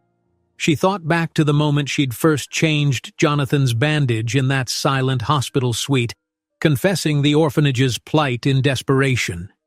Who could have imagined how their lives would intertwine? A wealthy man awakened from a coma, pledging help to a cause dear to her heart. A doctor forced to navigate corporate storms to protect him as he regained his empire. Perhaps the greatest lesson she'd gleaned was that healing went far beyond bandages and IVs. Healing also meant restoring hope, forging alliances, and having the courage to face challenges that threatened to overshadow every good deed. Jonathan had woken from a deep slumber, not just physically but emotionally too, discovering a new reason to fight for both his company and the vulnerable children he chose to champion. And though Camille's presence still loomed, watchful and proud, Sophia no longer feared her quite the same. They had reached a guarded truce, Camille protecting the legacy and controlling narratives, Sophia protecting Jonathan's health and moral compass. It was an uneasy balance, but a balance nonetheless. As she strolled away from Jonathan's suite, a gentle hush accompanied her steps. In her pocket, her phone buzzed. A message from Sister Agnes, no doubt another expression of gratitude for the orphanage's salvation. Another promise fulfilled. A new day had begun. And somewhere in the mansion, Jonathan Hayes, exhausted yet victorious, dozed in tranquil relief, knowing that for all the battles yet to come, he was no longer alone in his fight. Sophia Walker had proved that one determined doctor could change the course of fate, not just by changing a bandage in a lonely hospital room, but by stitching together hope, integrity, and compassion in a world too often ruled by power plays and hidden agendas. If you enjoyed this story, don't miss the next one. Just click on the screen.